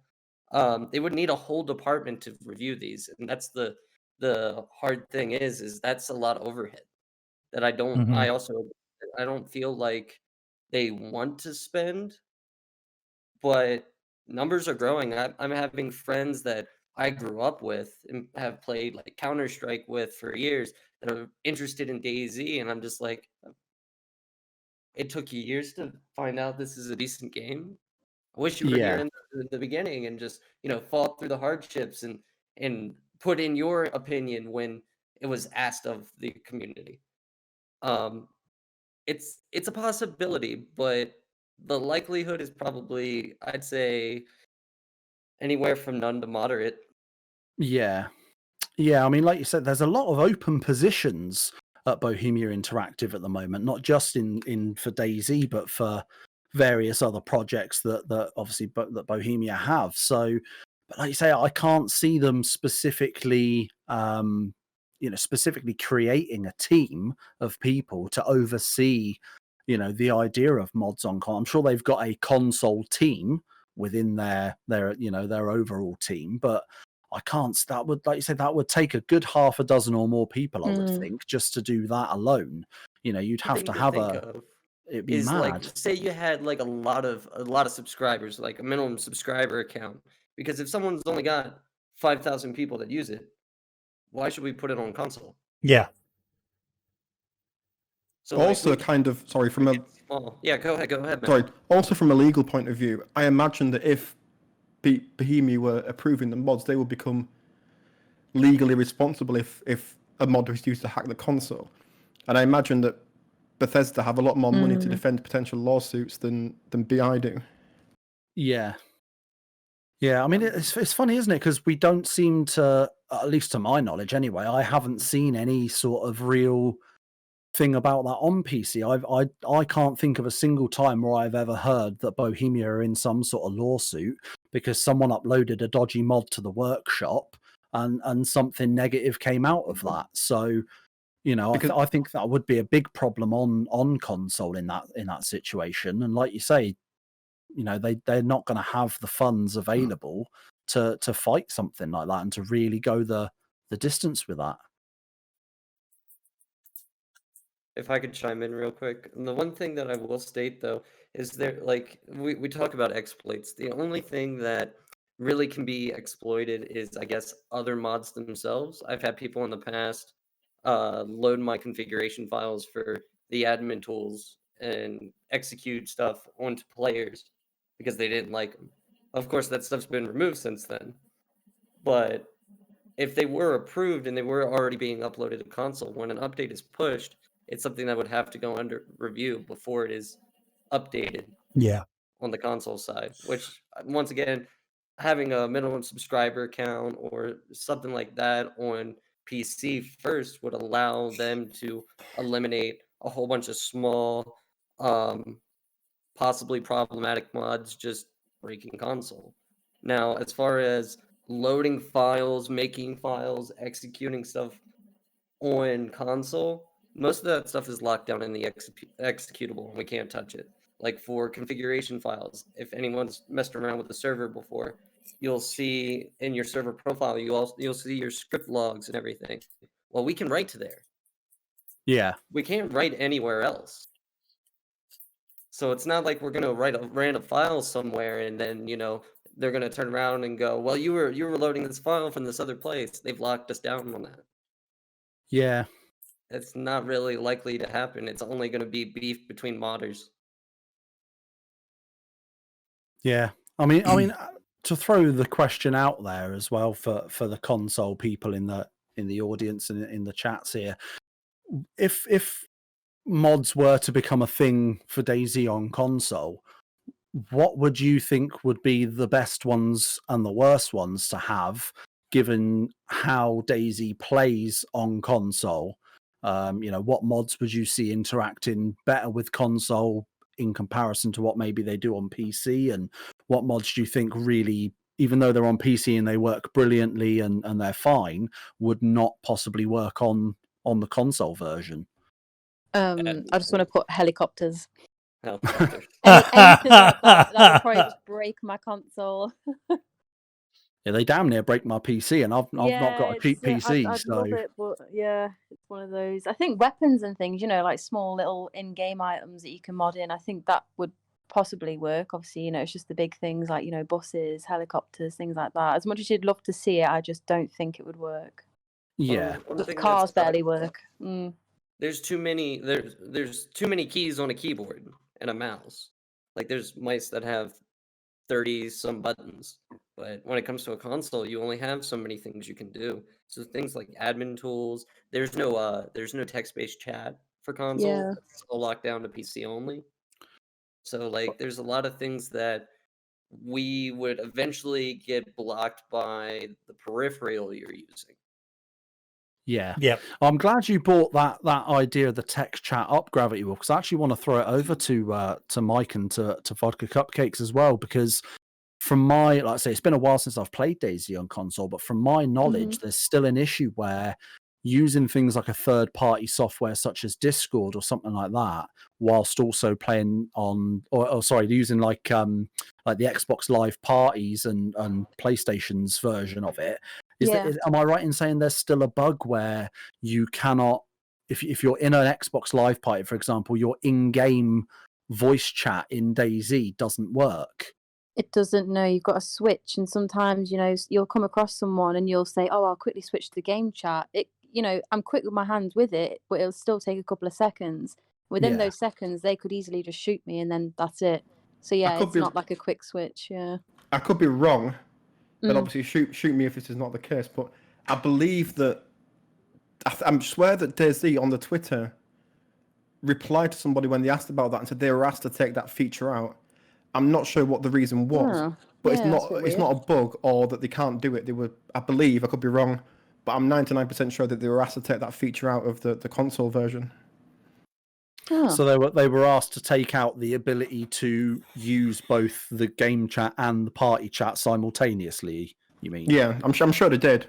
I think they also answered that in one of the live streams they did with the console updates. I swear that somebody raised that question and said the same thing, that they were asked to remove that. Again, I'm not sure why, but from what I know, that they were asked to remove that. Obviously, someone can tell me if I'm wrong, but I'm pretty sure that I'm not. I couldn't think what the reason would be for that, though. No. It just seems a bit unnecessary, doesn't it? But it does. I mean, and I get what you mean as well. Talking about that idea of having to, press the button on your Xbox to switch to something else and open things up to bring in something else, and it allows you to then press the button to change over to in-game chat, and there's a lot involved, and like Gravity Wolf rightly said, because you are using a controller compared to mouse and keyboard, you've got a massive deficit in the amount of buttons you can press to do different things. So it immediately puts you, you're very limited in that sense. It immediately puts you at a disadvantage. Having to press that button, and it's essentially like having to tab out on PC and hit mute in Discord so that you can then go into the in-game and do it. In that time, that's going to take you multiple seconds. And in that time, it takes 1 second for someone to pull their gun up and stick a 7.62 between your eyes. At that point, your game's over. But that's kind of the same for PC though as well. Like it's a little bit quicker on PC. Obviously, you could type quicker and so on. But even still, going to direct chat with text, you basically you lose control of your character while that keyboard function is up. It's 6 of one, half a dozen of the other, but I mean, well, the thing is with PC, if you're, let's say it's like now we're in Discord, I could set up Discord to have a keybind where my keybind, but if I pressed caps lock, it would mute me in this conversation we're having. But then if I'm playing DayZ, that opens my mic, so it's still I've got that spare finger to quickly tap caps lock or hold caps lock, for example, which will simultaneously mute my Discord and open my mic in game. But console don't have that. So console kind of have no choice but to tab into a different menu essentially and almost come out of the game or bring a separate menu up over the top of the game to basically do the same thing. They've got far more to do in order for that to succeed. How would it can actually it can actually be done, like if you're streaming console DayZ and you're doing it through a capture card on your PC, you can use in-game chat and party chat simultaneously if you connect to the party through your PC. But on the console itself, you can't actually do it. And before it was obviously double tap down, I think, on the Xbox to do it. Yeah. And there's no keybind for that now, so it seems an intentional choice to remove it. And I'm sure it was, but interesting to know what the reason, why they were asked to remove it. But it does seem like something that if it was me, I would be like, well, why the fuck would I want to remove that from my game? Like, that's essentially a core feature that people are going to want to use. Why would I get rid of that, specifically before getting rid of, something a little less useful? Just a quick question before we move to Raiku's comment. Gravity Wolf, how would some of the consoles handle some of the mods? Like could the deathmatch servers ever be ported across, or is that something that they just wouldn't be capable of handling? I think they could handle it, to be honest with you. I mean, most of the, like, as far as like V++ deathmatch is concerned, majority of the overhead is not so much what's going on, but just the fact that you have a bunch of players in a very close vicinity. So everyone knows that there's a player bubble, and having so many people in a player bubble, all the information in that bubble is updating to everyone. So it's a possibility, but there's oftentimes you run into people saying like, "Oh, there's low FPS. Why do I get low FPS when I'm playing deathmatch?" And it's just the nature of the game. You've got to sync all that information across all the players in such tight range. Val or Vodka, what's it like when you have a large amount of players in one area on console? Oh, I don't know about you, Val, but mine was it was just recently. I haven't had this issue before. It was only recently. We were all sort of at a spawn town. It wasn't a community server. Everyone just sort of met in this one place. And I should have got the clip. It was a really weird experience. I haven't gone through it before. So I was seeing two people on my screen, but on my friend's screen, she saw that I was dead, but I was still walking around. So I could visibly walk, and she was not seeing the person that I was seeing. We were in exactly the same place. I think that was just due to the amount of people that were around that town and the lag that it caused, because I haven't experienced anything like that anywhere else in the map. It sounds like when there's a synchronization hive issues. Yeah. Yeah, it's that server side, I would think. I think there was an issue. Server was high top too. Pretty when much everyone everything was there. is server dictative. So Yeah. if you've ever played Tarkov before, a lot of things in Tarkov are client dictative, which can cause problems for other clients. You're sending information to other people. But deathmatch, a lot of the mods, you send a request over, the server does it, and then sends stuff back.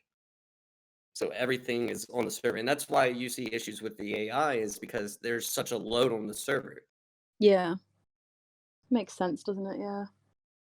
And then you add expansion, trader, VPP, whatever mod cocktail you want, and now you have even more information that you're syncing across all the players, and people are requesting, and it tends to be, how much can we do before it chugs behind? I could be wrong, but there must be some elements that are CPU and storage bound, because I know from me going from a 1X to a Series X, the performance in big cities, for example, is markedly different. It's huge. Hard drive So I would versus expect... SSD? Pardon? Was it hard drive versus SSD? Like, did you? Yeah, the Series X has an incredibly fast SSD compared to the 7-year-old, 8-year-old hard drive in the one. Yeah, I definitely would say that as far as storage is concerned, having an SSD is key in DayZ. I mean, as well as any game. I was testing mods with the guy who makes the airdrop upgrade, and I was watching him load up his test environment. It would take 10-15 minutes, and I'm like, what do you have this on? Oh, I have it on a brand new hard drive. Doesn't matter if it's new or old. It's just a slow piece of equipment. Yeah. I mean, DayZ's literally the only game that I have on my SSD. And that's mostly because it's the only one that will fit on there, because all the other games, I don't have no space no more. I need a better one. But yeah, I mean, I can't imagine trying to play DayZ on a hard drive, let alone, like Mike said, like an 8-year-old one in an Xbox. Like, that would be, the idea of that, is just too much to think of in the first place, let alone actually doing it. We kind of take the piss out of console players a bit, on and call you console plebs and stuff, on the podcast. But we do that with love. Yes, Yeah, exactly. It's meant with love. It's meant with love and as banter rather than bullying. You know, but I do have to give props to you guys on console because Fuck yeah. like I said earlier, you know, Vodka Cupcakes has grown, you know, grown her community from nothing to what she has now on console DayZ, not on PC DayZ.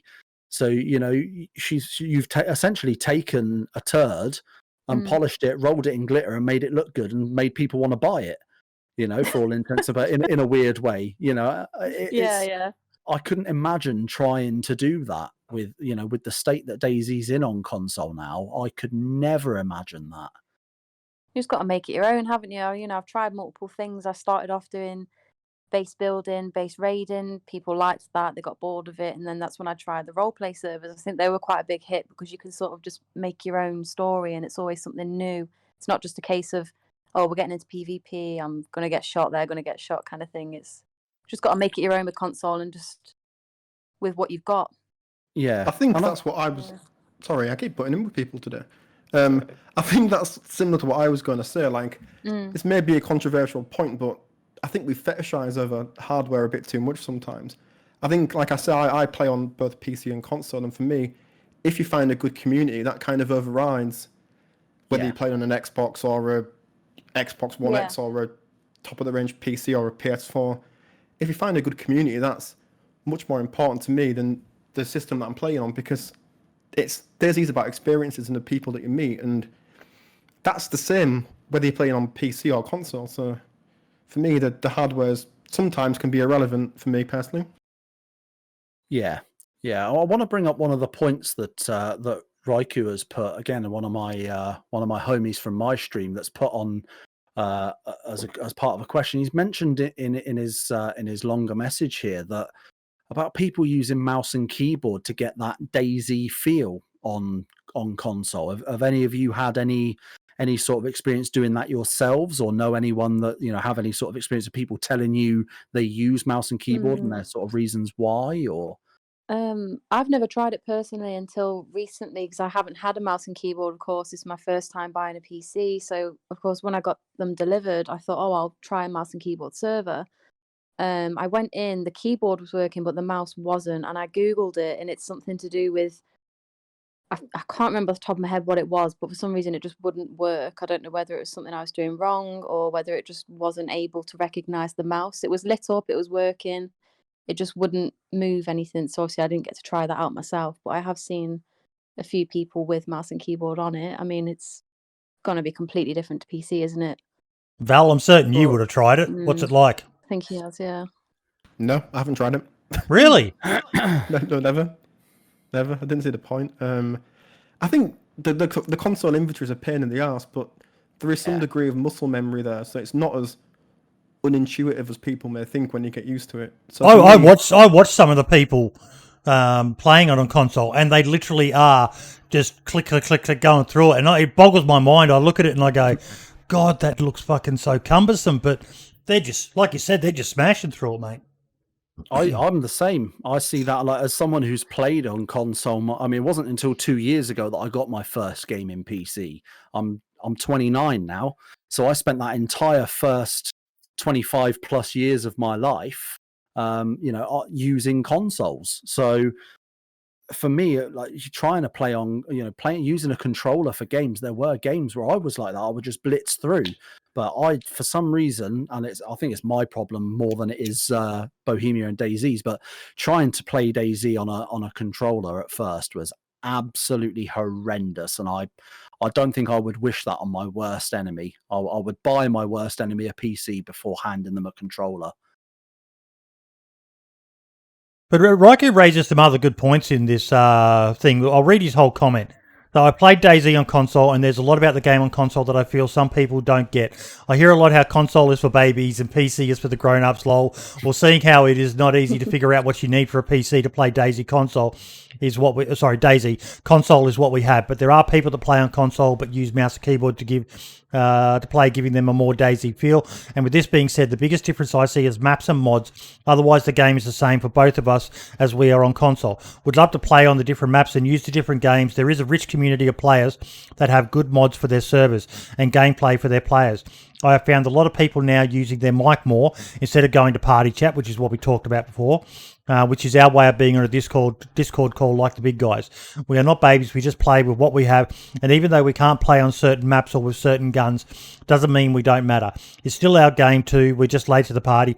I've seen a few people come a long way with this game making content for YouTube and streaming on Twitch, me as well. But it's just not easy getting noticed. One, because people can see that we are on console.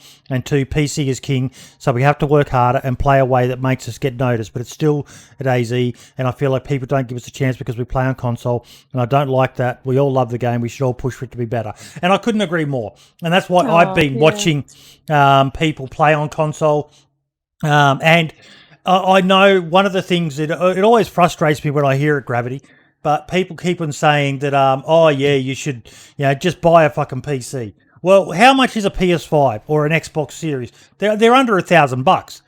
How much is a gaming PC? Yeah, and I'm talking Aussie dollars here.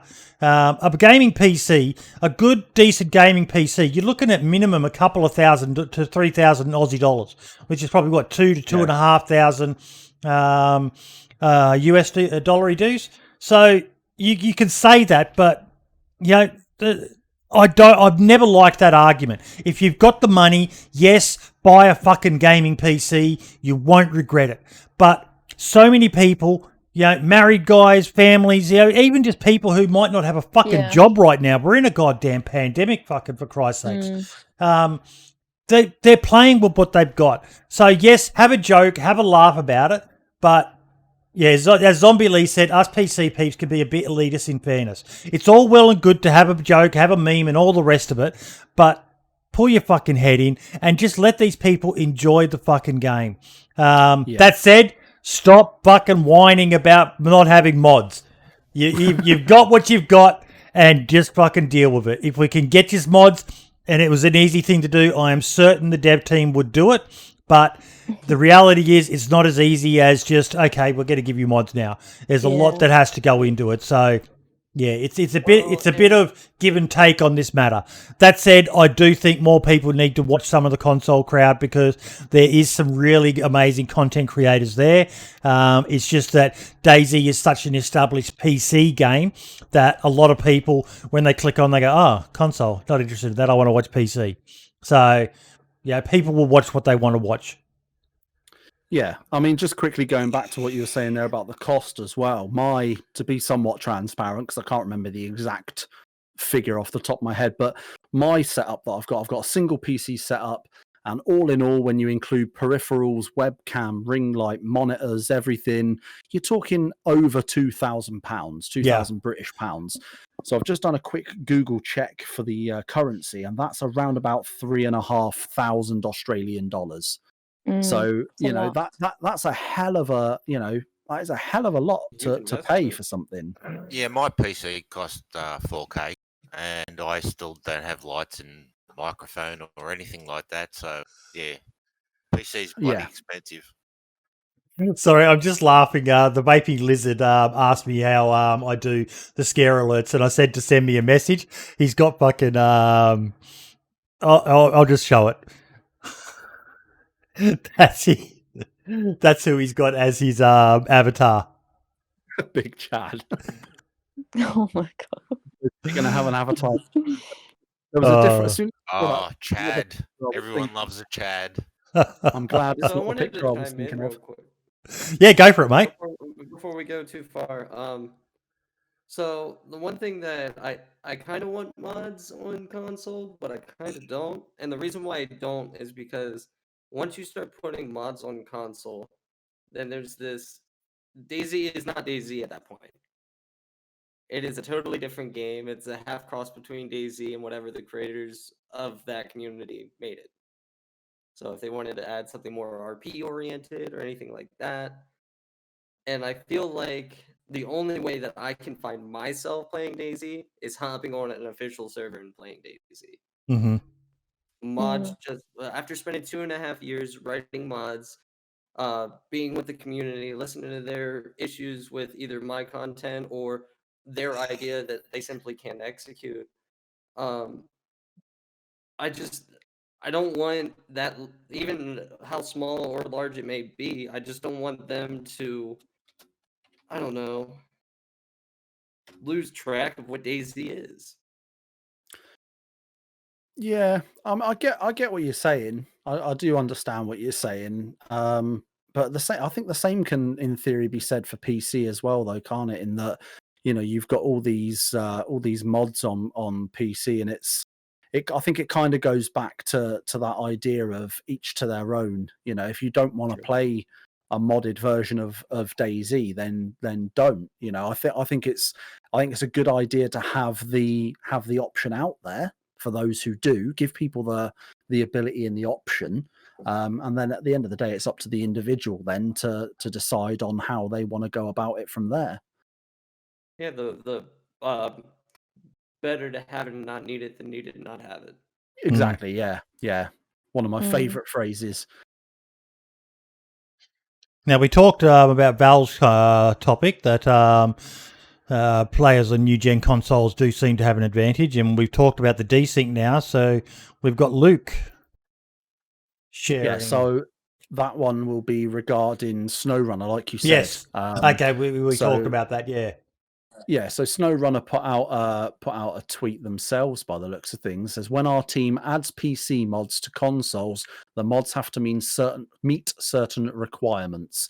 Learn all about them in today's guide, and then pops up a little list there. So like you say, it's showing that some games obviously have them, but there's a much more. They have to go through that vetting process first. They're not just uploaded and away you go. You've got a lot of work that needs to go into it to behind the scenes to get a mod on. But it just shows it can be done. It can be done. Yeah, change your screen, Boydie, on the live in Discord, yes, mate, because it's currently showing just the weekly show agenda stuff. But yeah, like Boydie says, it shows it can be done. There are many games, well, I say many.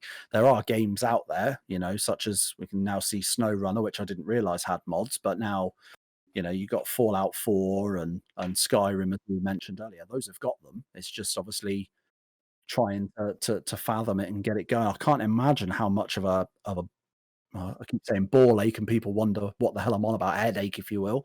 That to go through that process of as a modder, I can imagine trying to go through that process and get your mod verified as one that can be used is probably quite a nightmare. And being that team of people behind the scenes that have to look through all those mods, it's probably a nightmare as well.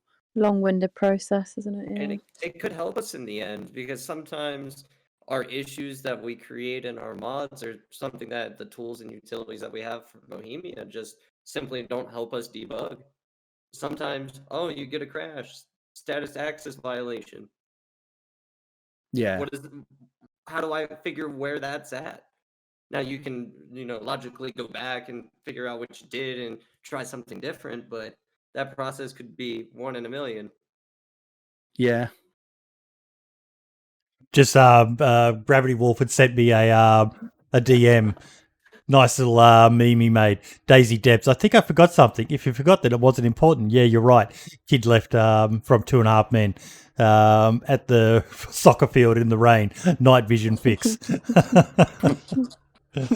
I heard the console, like the whole console community, so upset with the night vision bug, and I was just like, I'm surprised it's not fixed yet. But after getting in the industry, I understand why it's not fixed yet. We just talked about vetting. The whole industry works off of vetting. You look at the bottom tier, the support guy. When you say, hey, this is an issue, he needs to find that issue.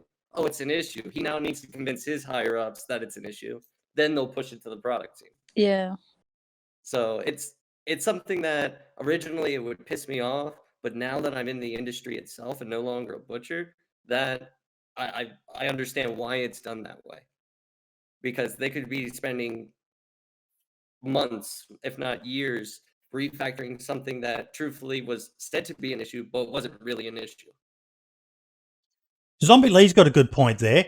How would modders go about doing regular updates to mods and bug fixes too? Surely it's far more red tape than that of PC and the Steam Workshop. So that's actually a good point. Yeah, like you say, It would have to they'd be have to go through it, wouldn't they? Well, they would have to go Steam, and then Bohemia would get a notification, and then be like, "Okay, let's go look at this. Okay, that's approved. Here, it's up there now." But what would it be like for console though? That's how it would have to be. It would be Wow. like we would have to find a way that we could put it up if they made another, like a part of a website where we had to upload for them to review it. And would it add obligations on, like in the case of SnowRunner, that then when they do an update to their game, they've got to bear in mind requirements of any mods that they've approved? Would that be a fuck around as well for them, Gravity Wolf? Say that one more time. So they're obviously approving mods that can be used for their game on console. Then when they go to do an update, do they then have to work around those mods, or do they just do their update regardless and tell the modders you've got until X date to... I don't know. I don't know whether you know either, but it just seems like it'd be an absolute nightmare for them. Yeah. I mean, if you look at, I'd say majority of the front page mods on the Steam Workshop for DayZ, majority of all of us develop on experimental anyway. So we know, like, if there's a function changed or our function was removed, we know about it way before the patch. But some people don't develop on that; they develop on stable. So then the patch comes out, and they're sitting there like, "Well, I now gotta fix this. Everyone's yelling at me." You could have set yourself up for success. This stuff was out a week at minimum, 2 weeks at most, before they even put it into the stable. So If I ever get contractual agreement that you would have to, develop on the latest experimental build, and maybe if I ever get partnered, I'm going to get a fix your mod emote. They wouldn't let me put fix your fucking mod as an emote, but yeah, fix your mod, because I think I think it's a weekly thing we say, is it a Brim? Fix your fucking mod. Yeah, fix it. It's fucking broken. Like, we always go back, don't we, talking about the trader mod with Dr. Jones going on holiday, and like that was entirely unavoidable. He had no idea that Bohemia were going to update the game, at that specific time when he was nowhere near his. Like I say, I think he was in a different country on vacation. So I think we haven't. I think that's the only example I can think of that I've ever seen of something like that happening. But yeah, it's like we mentioned earlier, it's good to see that they actually posted something giving a basic time frame. In fact, they even named a date, didn't they, saying that 1.11 is going to come to stable around February 16th, I think it was. So they gave a vague one and said around, so they could give themselves a bit of wiggle room. But having that little bit of update, that little bit of communication really goes a long way. Now, sorry, I just was checking something else. What have we got? Oh god, this was a tragic tweet. I ummed and ahed about showing it, but I just had to shout out the stupidity. DayZ Daily Press. Look at what this wombat says. First rule of DayZ: don't get attached to your gear, or this adult is chucking a tantrum over a game. So DayZ are doing an update, and for the first time in years, is it 2 years or something, they're wiping stable servers. Goodbye, DayZ, and fuck you, Bohemia. As I say, it's been a good while since I last saw a stable wipe. So yeah, it's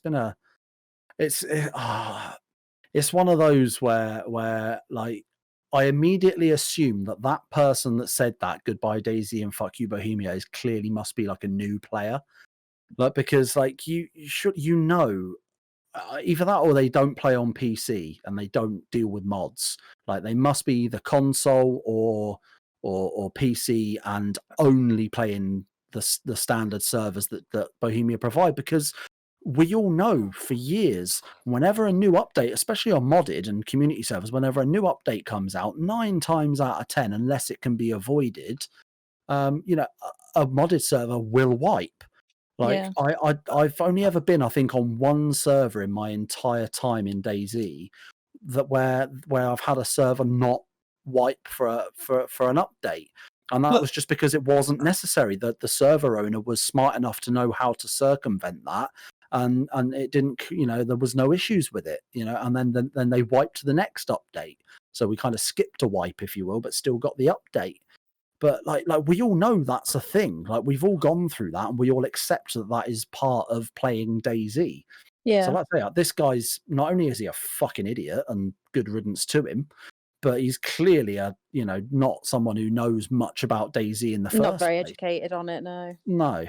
But Probably has like 75 duped AKs in his little Probably. But honest to God, whenever a server, whether it be a private server wiping because they just want to reset the economy or because it was a forced one, when you knew an update was coming, even back in the old days before community servers, when we knew a new patch was coming soon, some of my best moments of DayZ are in the lead up where zero fucks are given, and it's just, we used to throw open the doors to a base and say, just come in, take whatever you fucking want. Now we've got a specific date, and we're jumping ahead now to that's an actual tweet from the DayZ Twitter team, which round of fucking applause for them for doing that, because I've had feedback from modders and Gravity Wolf. I'm certain you're happy they've given you a date to help you with your mods and that.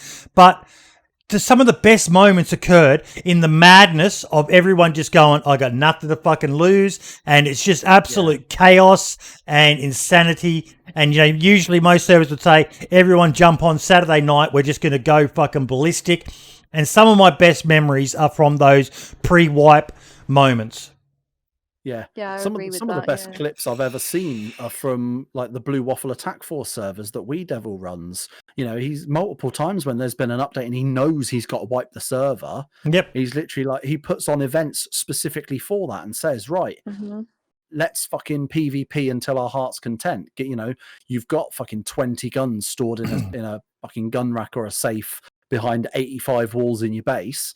Fucking whip a couple of them out, go and have a bit of a PvP. Let's have a good time of it, and you'll find quite a lot of modded community servers will do that as well. They won't say you have to if you don't want to, but they'll often put on events around it and say, bring your own gun and do like a show and tell, or just do something daft just to kind of celebrate, if you like. I don't know if you can celebrate your entire base being wiped by the developers, but it is that thing where it's going to happen. Shit happens. Get over it. Make life's giving you lemons. Make the lemonade and make something out of it. Don't be a whiny bitch about it. Yeah, I think it's more exciting for everyone, isn't it? Because you have these rules in community servers. Well, most of them that I've been in anyway on console. You can't raid bases unless it's a weekend. You can't do this. You can't do that. So it's kind of nice for everyone to just be able to do what they want for a couple of days. We usually do it a couple of days before and call it a purge and just say do whatever you want, no rules, nothing. So yeah, it's nice. I like that. When life gives you lemons, make lemonade. Just fucking roll with it, mate. Come on. Yeah. As Dazzy Boy said, it's just pixels. Yeah, and at the same time, if you're a server owner, regardless of what platform you're on, whether you're console or PC, you always sit there and you try and come up with ideas of, right, I want to throw an event for our player base. We've got 20 odd people on regularly. They always play. Maybe a few of them donate. What can we do? We want to put on some sort of event to make it fun and to say thank you for playing. And something like that. That's fallen into your lap. Do you know what I mean? That's literally that. It's like we've got to wipe the server, purge.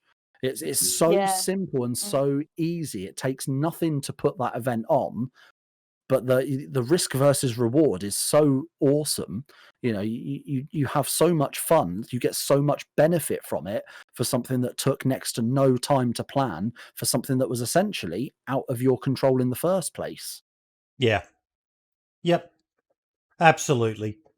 Now the next one, a bit off of DayZ, but still in that same ilk of games. I saw a trailer. Big Fry did a talk on it, and even saw Baby Nays posted about it as well, for a game called The Day Before. Did anyone get a chance to watch the trailer? I did. Yep. In fact, I even was a good boy and I sat and watched the whole thing from start to finish, which I rarely do. I usually watch 5 minutes and go, fuck it, that'll be enough for the conversation for later. But this one, I actually watched the whole lot, and I think I'll save me money if I'm honest. It looks cool, It does. but I already own both the Division games, so I'll just That's play the those. thing I saw in the comments. Like, I'll put a link to the video if people would like to watch it. But the comments, the Division 1 vibes from people. Anarchy, this looks too good to be true. I look forward to more gameplay. Deadly Slob, always interested in new contenders for the genre. More third-person Pika PvP in a survival game is not really my style, but maybe someone will pull it off this time. It's there. This is the sort of comments that I want to highlight for people. Remember, boys, no pre-order. I have been burnt so many fucking times. Survived the nights, dead matter. I didn't get on the dead side bandwagon, but I had that one gifted to me.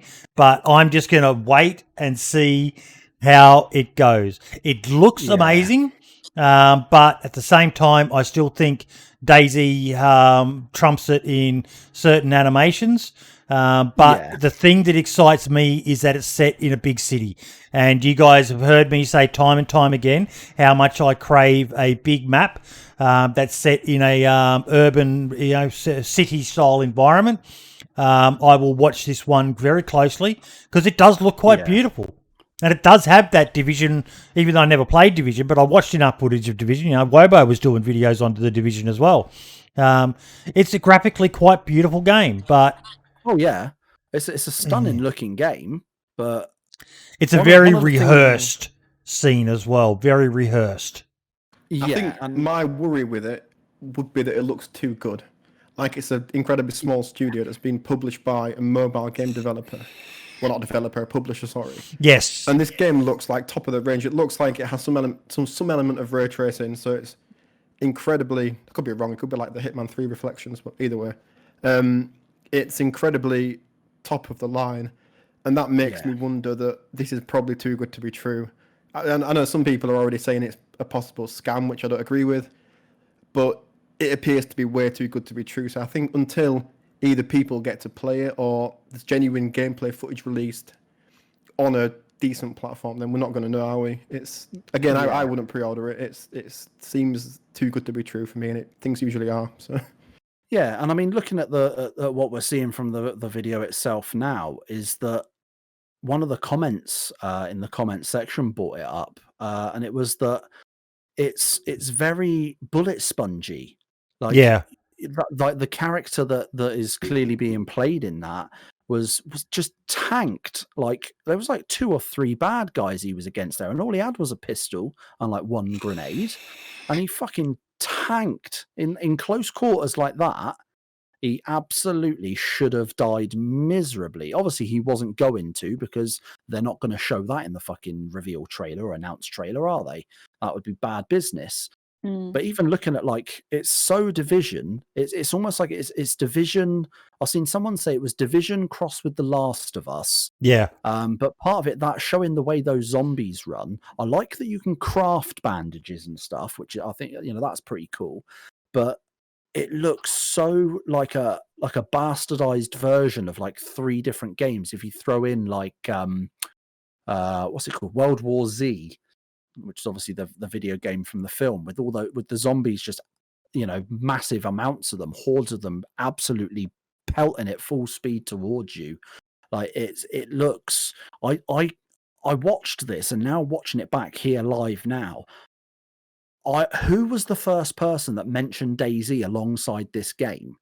Because to me, that person please lay off the bottle, because there's nothing DayZ about this to me.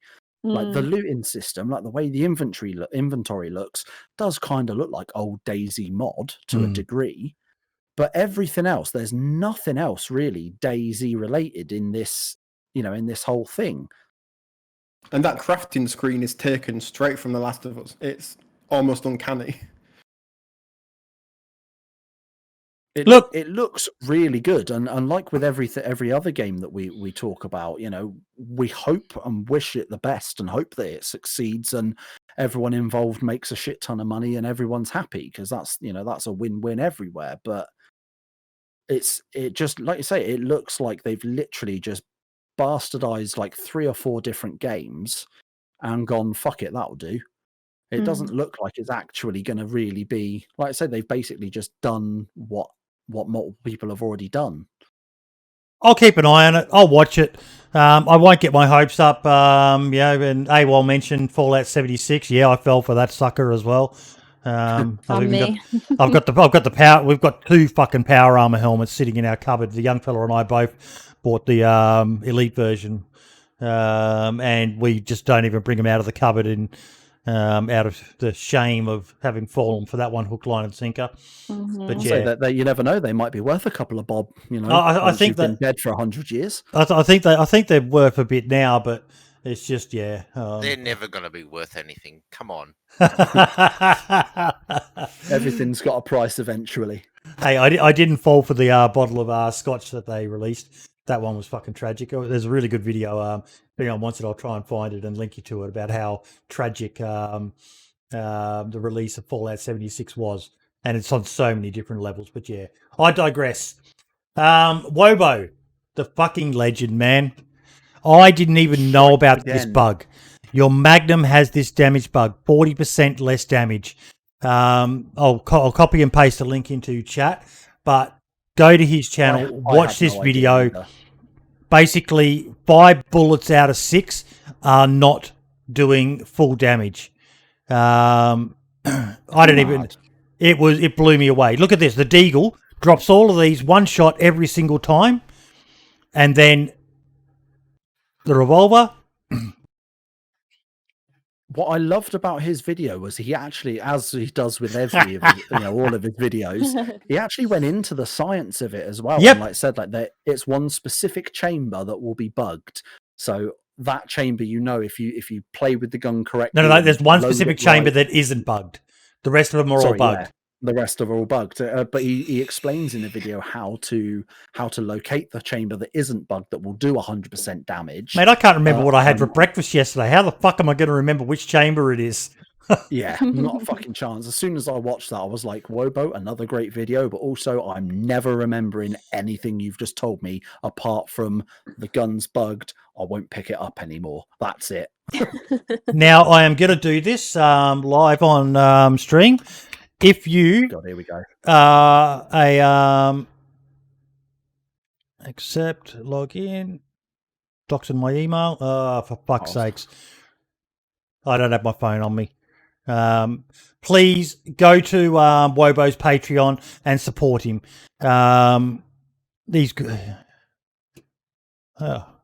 Think about fix your broken game. See, now I've gone and done the boomer thing and I've lost all my links again. Let me go back to that video. There should be a link to his Patreon if I can get that up in his video. No, he doesn't. God damn you, Wobo. I don't know. Hit show more underneath. Show more. There we go. Please go in and support this guy. He's only got 10 levels. 3 levels. Wobo Superstar, Wobo Enthusiast, and Wobo Supporter. And it is so worth it. Oh, there's also... I'd say he's got one more, isn't he? One more, yeah. Wobo Legend. And they're all sold out. The podcast is one of those. I made sure, I'm just a huge fan. But please go and support this guy. The stuff he does is absolutely fucking next level. Plus, it gives you extra access to the Wobo Tools website. Features which, if you're a true enthusiast of DayZ, you want to be on this website. It just is, there's so much information that he's put there. Some people might say he's put it behind a paywall. I say, fuck it, for what this guy does, he deserves to be making a few fucking quid. Exclusive tips, and just please go and do it. Please go and do it. Jump in at the superstar level. Let's max all of those out just from watching this. You will not regret the investment if you loved playing DayZ. I cannot rate this guy enough. He is. Thank you for sharing it. God, I'm such a loser, aren't I? I didn't even share the link in my Discord. But please go and support this guy. So yeah, absolutely amazing stuff that he does for the community. I The die only all the thing that time. I wouldn't even say I was a little bit disappointed within his video as there was a distinct lack of sexual innuendo that is so prevalent in his other videos. At no point, I think the only word that he used that you could have, made a vague judgment on would be, pretty sure he used the word penetrate a couple of times, but it wasn't quite to the standard. So don't be commenting and sailing me down the fucking river here, Boydie. You remember you've still got your screen up. I can see what you're doing. Yeah, that's why I'm doing it. You bastard. You utter bastard. Okay, well, I'm disappointed then. There's nothing there for me. No, the thing is, you can't help but absolutely love Wobo's. Who doesn't videos. love a good sausage? I mean, come on. I mean, it'd be rude not to, wouldn't it? He's had some fantastic ones though, hasn't he? In some of his other videos, he's had some absolutely phenomenal innuendos that do you know what? There's been ones that I've missed and I've watched a video like a year later and picked up on it. Like, I swear he actually hides innuendo in his videos sometimes. So maybe I just need to go back and watch it again, and maybe there's more there than I've already realised. But no, he's absolutely amazing, and the stuff he does, please go and support him, whether it be joining his YouTube channel or preferably it's well worth the money to go and support him on Patreon, patreon.com/Wobo. He's creating tips, guides, tools, and a community, and some of the best sexual innuendo jokes you'll ever get in the video. And tier 2, being $5 a month, if I'm not mistaken, is about the same. Well, it's the same price as a Twitch sub, if I'm not mistaken. Cheaper. And I don't know what it is on YouTube when you join, rather than just do the free subscribe that we can all do. But I think it's about the same. So it's. To put it into perspective, it's not like you're shelling out your entire inheritance for your kids. You're whacking out the cost of a sub that you would use on maybe on his Twitch channel anyway. So, God, just imagine if he had it set as like because you can set it as a monthly thing or per video. Imagine if he set it per sexual innuendo. I'd go fucking broke. Yeah, we'd all be living in fucking cardboard I'm already boxes. half broke anyway. You've still got half to go then. A good mate of mine, Booney, shared a video that I want to actually play the audio for. That brought back is not sure if anyone wanted to see this channel update video that I never released. He had a issue with it, got claimed on. Why did it get claimed on copyright? Maybe it's got music in it that I can't play. Yeah, I would say I did watch part of the video and it does play music. I don't know whether it's copyright free music or not, so I would advise muting it. Yeah. And just concentrating on what you can see. If you skip like a minute ahead, it gets into the real meat and potatoes of it. But like the part that gets it for me is like you mentioned, I think you put it, didn't you, Boydie, in the Discord, mention about it. With the axe melee. Like, yes. The weird thing, and I'm going to be the fucking the asshole on the podcast this week because I feel like it. I don't see any difference. I really see very little difference in the way his character swings the axe in this video compared to how it gets swung now. The difference I see is that now it takes a half a second, maybe a second longer for the animation to go from start to complete. But if you watch the actual physical animation, like how the character moves their body when he swings that axe, it looks damn near identical to what we've got now. So it's almost like we haven't actually come that far. Like, look at that. It's literally that diagonal down and across the body is exactly what we use now. It just takes a little bit longer to do that heavy hit now when you obviously hold shift. No, there is music, so yeah, I can't play it. It was that distinctive thunk sound and just the clunkiness of the melee. It is different. When I put it in the Discord and people were commenting about it, it was amazing though. What got me with the amount of people who said they missed it as well. As buggy and broken as it was, because it's different now. But oh my fucking God, it was just hilarious. Absolutely hilarious. Just watching it and it's that nostalgia, isn't it? It's like we all have fond memories of what once was. Yeah. When we rose-colored glasses or rose-tinted glasses. Yeah, we've all got that one moment or that one thing we saw of DayZ that got us hooked to it in the first place, and then, as we all know, once it's got its hooks in, that's it. You're caught for life. But like I say, it's just I'm not seeing, with the exception of graphical differences, I'm not seeing a huge amount of difference in the way he's using that axe to what we've got now. And perhaps that's a good thing because it means they haven't tried to overextend. They had something that worked, and still does the job you want it. But the speed he's swinging that is a lot quicker than we've got now. That's the only real difference I'm seeing in regards to that, which concerns me because this video is from 28th of November 2015. Yeah. We're now at the end of January of 2021. We've come all this way, and the only change to the axe melee that we've seen is that it takes longer to swing the fucking thing. Like that in its own right doesn't fill me full of fucking confidence. As much as I love DayZ and I love the devs, I know they watch the podcast. I love you guys, but I just love how he still manages to loot in the middle of a melee fight. Oh yeah, that is a man after my own heart. That is DayZ to a T. I still do that now. I'll be in the middle of a shootout and go, that shed there's probably got something I need, so I'll go and loot that. I'm a sucker for the sheds. Thing. Yeah. Yeah. I was like, I don't need any burlap sacks, but there's probably one in here. I'm getting shot at. I might as well grab a burlap. I might make a ghillie later. I can't remember the last time I made a fucking ghillie suit. Do you know what? I know when I do know for a fact, not to the day, but I know it was last time I was on console. I remember doing it on console. But just look at how buggy this is. They're just both around each other, swinging at the fucking air, and there was a certain beauty to the old melee system. But again, to be the dickhead in the group for the day, I don't see a huge amount of difference in the melee fight here, what we're seeing from 2015, to what I see on a regular basis now. Like, I think we've mentioned it on the podcast before, the melee in this game is such a bag of shit at times. And like, I think part of it's the zombies as well. I don't get into many melee fights with other people, but when it comes to zombies, the amount of times I will swing an axe or whatever else at a zombie, and it just doesn't register the hit.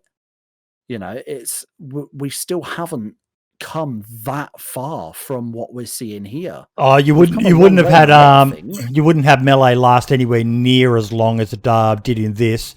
Yeah, you would have dropped after 3 or 4 hits. I think they probably got. Yeah. 100% agree with you there. Like, now you can twat me in the head with an axe once, and there's a chance I'm going down like a sack of spuds. I agree with Dazzy's. You can see swinging for hours, but I agree with Dazzy's comment in my chat. I still don't get why you have to step forward with every hit you make. Yeah.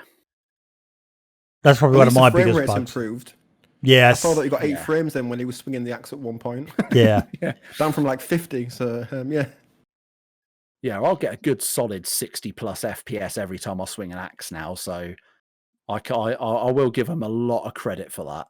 They've definitely polished the game a lot since then. It's come a long way with it, but like I say, I'm not seeing with the exception of that, a huge amount of difference other than the obvious graphical stuff in the way the character moves and everything. It's just, it almost seems like they haven't done a huge amount. I know they have. I know for a fact they've made a shit ton of changes, but it still looks very familiar to what I'm used to now, which is, concerns me to a degree. I like what Dazzy said about end up with an infected inside you kind of sucks. That still bugs the crap out of me. Why does that happen, Gravity Wool? Say that again. The ending up with an infected inside you when you're trying to melee them. Like you clip through each other's bodies. Oh, it's so annoying. It would have to be synchronization issues. Because I mean, I'll throw it to you this way: if I use my building placer in my tools and I put it on the client, but I don't put it on the server, if I try to walk into it, I'll phase right through it. So it just makes me believe it's some sort of client and server desync. And that stuff, I mean, is all latency based. So if you're right next to the server and you have good latency to the server, you may never experience it. Yeah, but you're across the world. Yeah, so yeah, if you've got like 300-400 ping, like if you're an Aussie playing on a British server and vice versa, it's going to be a lot worse than if you're a British person playing on a British server with 20 ping, for example. Right, and then we get into like server load and client load. What's going on the client? What's going on the server?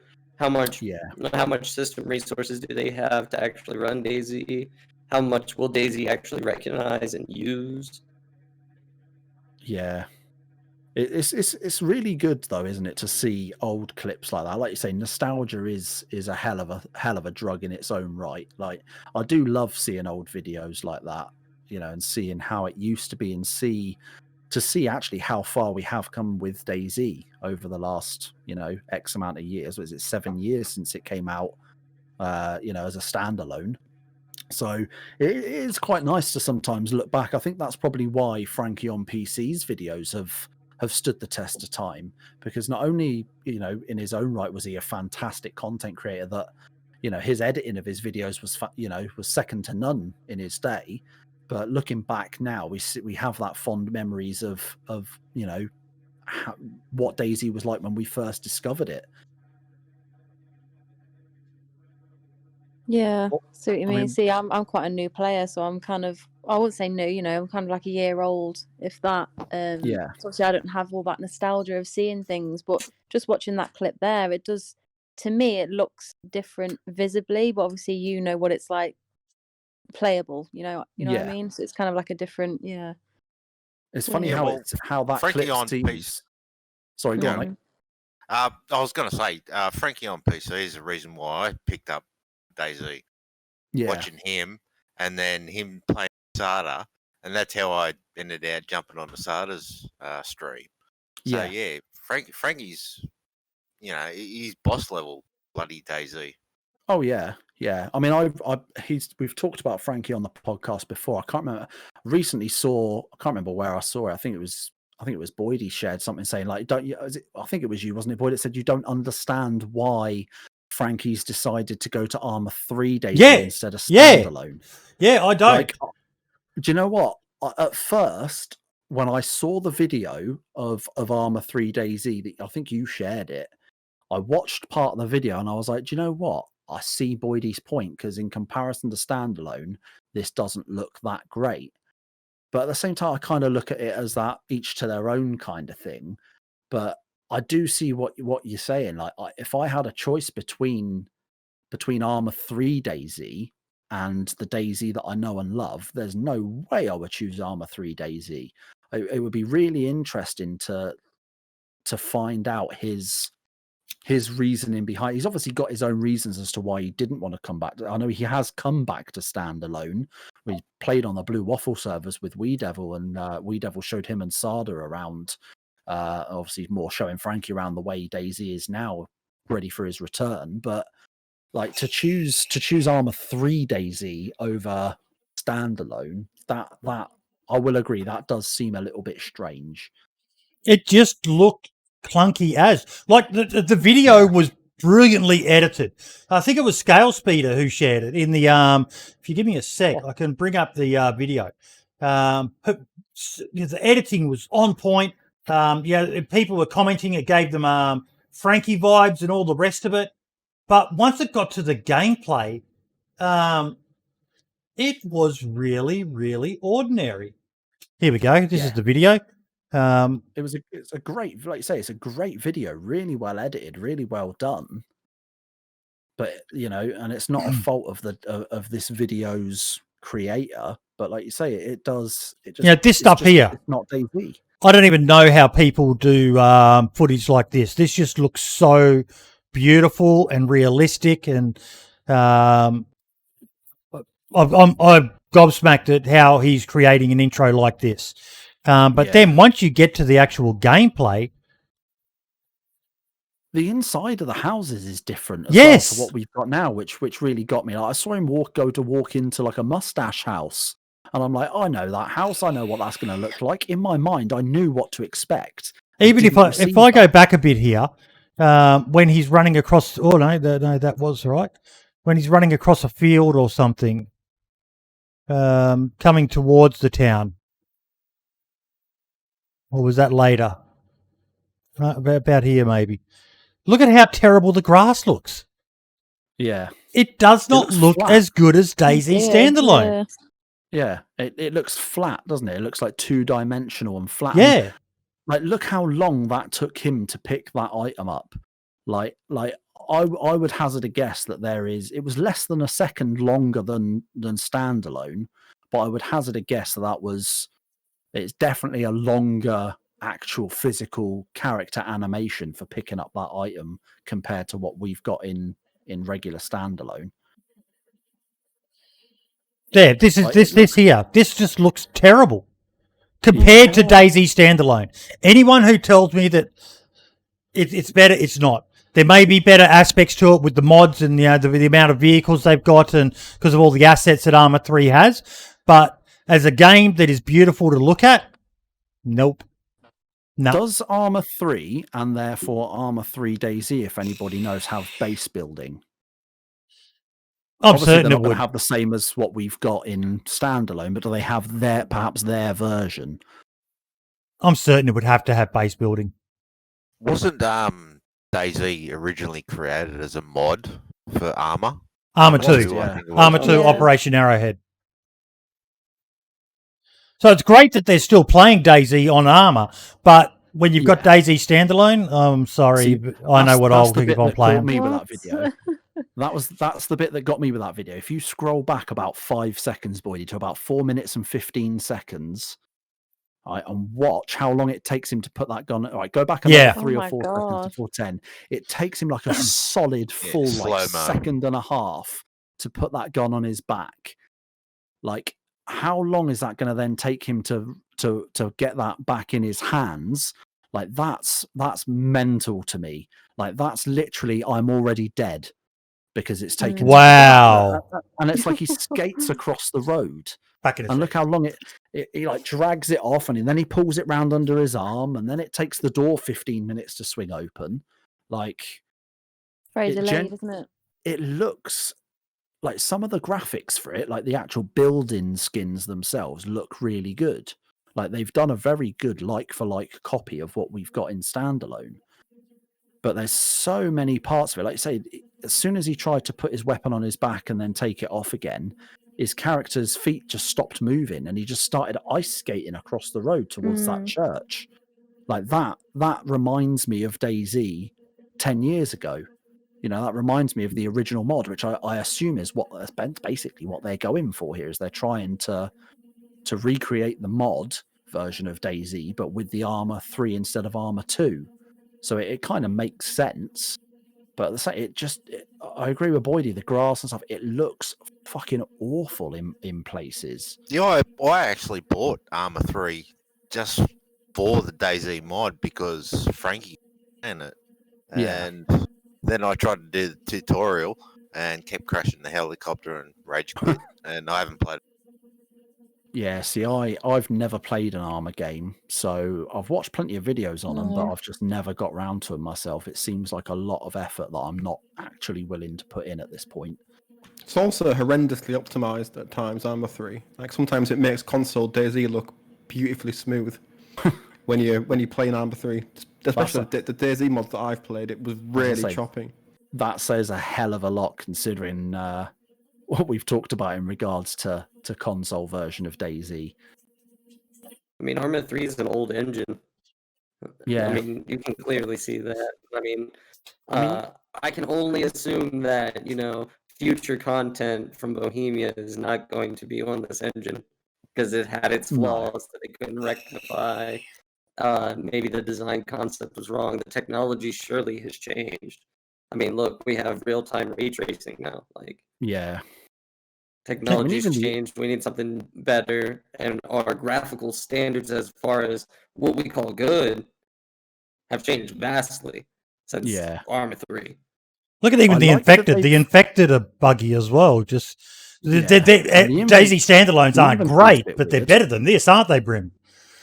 Yeah, and like the inventory system looks a little bit weird as well. But like, what I like about this is that every time he gets a kill, like now, look, he'll kill that zombie lynched, 9 meter CQB bonus.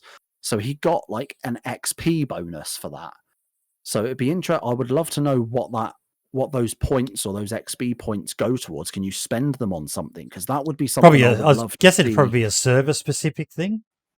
Possibly, yeah, but I would imagine seeing something like that in DayZ, though. You get X amount of experience, and that makes your character then, more resistant to whatever else. You kill X amount of zombies, you level up your character to level 2, and that gives you, say, an extra 3%, resistance to illness as a result of being hit by a zombie or something like that. I think that would be a pretty cool addition to standalone DayZ.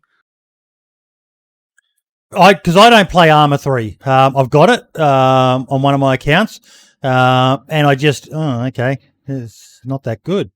DayZ standalone has its faults, but oh my fucking god, I'm actually kind of excited to see what Armor 4 will look like using the stuff they've learned for DayZ. It's got to be. I think it's gonna be really, really hyped. And that worries me. I think there might end up being too much hype for Armor 4, and then it won't live up to expectations. But I agree, considering everything they've done with the first few iterations of Armor and now DayZ up to this point, like they're on to a winning recipe. It's just, I think sometimes some of the ingredients, might need switching out every now and then to make it that little bit better. I mean, from what I remember, there's no vaulting in this either. Whereas now in DayZ standalone, you go up to a fence and it does that vault animation. That isn't in Armor 3. So you thought can't Armor do 3's was like they stepped the leg over and that was pretty much it, if I remember correctly. Just like it was in old DayZ. Possibly. I don't know if that's how it works. Like if they have it in Armor 3 in general, but in this video, the guy actually says at the beginning, "Oh yeah, I forgot.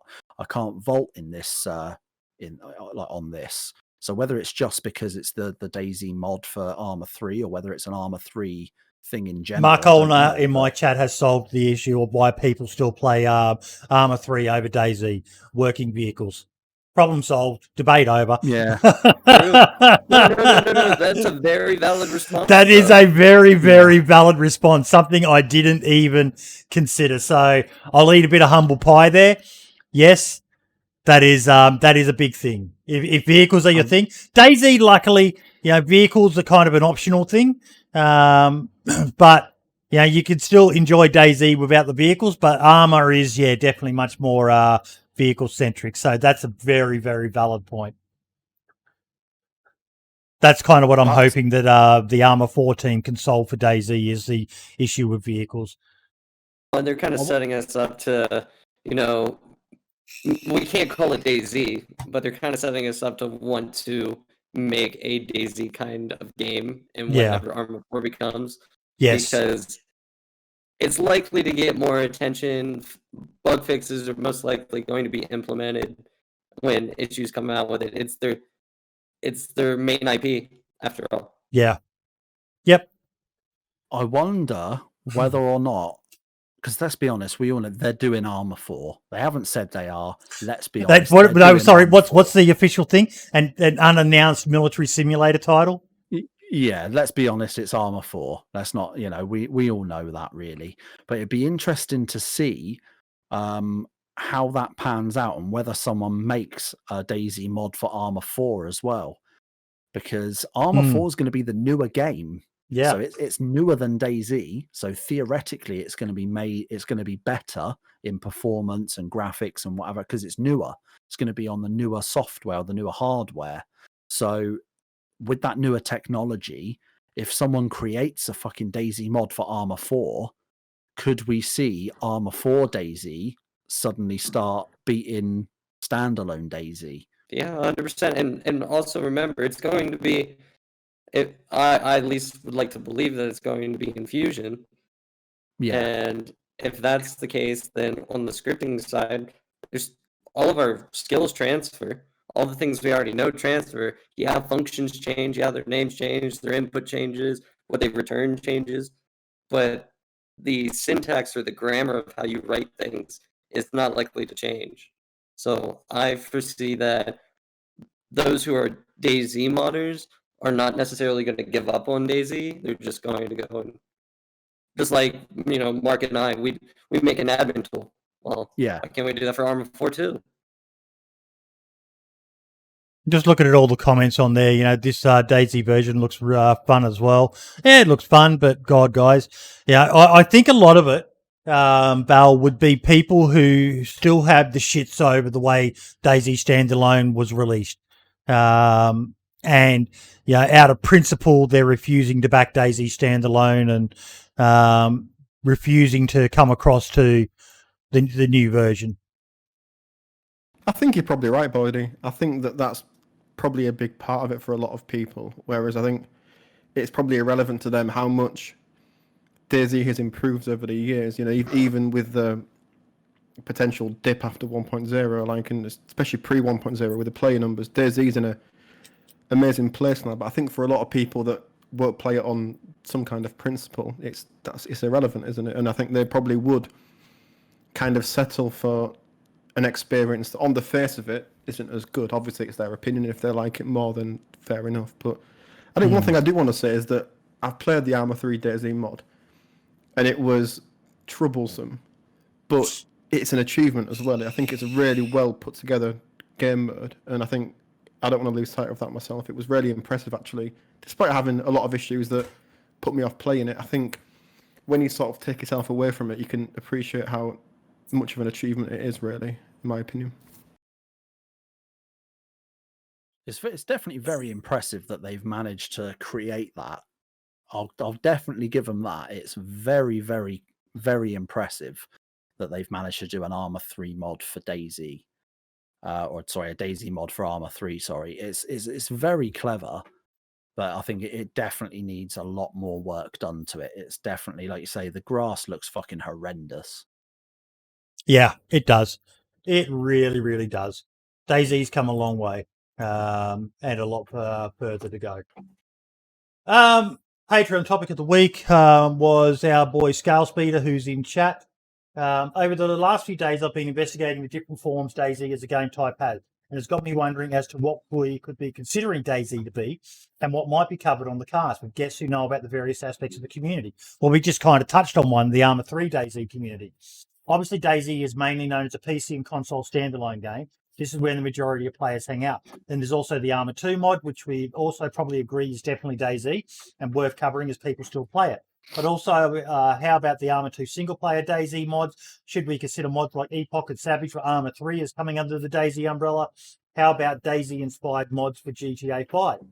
So that is... Is he saying that there are DayZ-inspired mods for GTA 5, or is he asking could it be a possibility? I don't know. Because if he's saying there are DayZ-inspired mods for GTA 5, might have to think about doing some GTA reinstalling. I'm hoping Scale Speed is still in chat because that's the first I've heard of that. But he's definitely right though, in that partly why we did a console special today. DayZ GTA 5 mod, lol, that's epic. I know. AywolG's just saying that he likes that. You can talk in chat, AywolG. Yeah, I just don't want to interrupt people. No, mate, that's what the podcast is. Right. Yeah. No, but I played World of Warcraft for ages, and I was sitting on the damn chat, and everyone's talking, and I'm just not used to talking over people. So yeah, fair enough. But that would be very, very interesting to see, and it's why we do on the show keep an eye on other titles that are similar to DayZ. Yes, we're the 87.8 Survivor FM DayZ podcast, but we understand that nearly all of us are always keeping our eyes open for one of the things that got me excited about the day before is it seems to be set in a high-rise environment, and that's a wet dream of mine. To be able to play and search through high-rise buildings and just this close quarters. I'll buy you a box of tissues. But yeah, it's amazing. So it's definitely something I think we need to look at in the future, Brim. Yeah, it's an interesting idea. It's definitely something to keep an eye on and think about in the future for sure. Yeah, definitely. Okay, so we are back to. Let me just get to the show agenda. The DayZ Twitter watch. So yes, we announced that they are doing a server wipe for the first time in, I think I'm certain I saw someone say it's in a year at least. I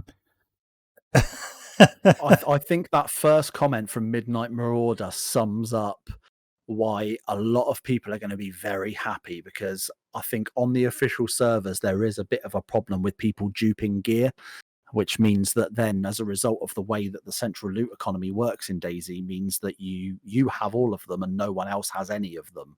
So a wipe will reset everything. Obviously, it's going to take like 24 hours for the dupers to get back on and do it all over again, but I just- I suppose, yeah. I'm looking at all the butthurt people in the comments.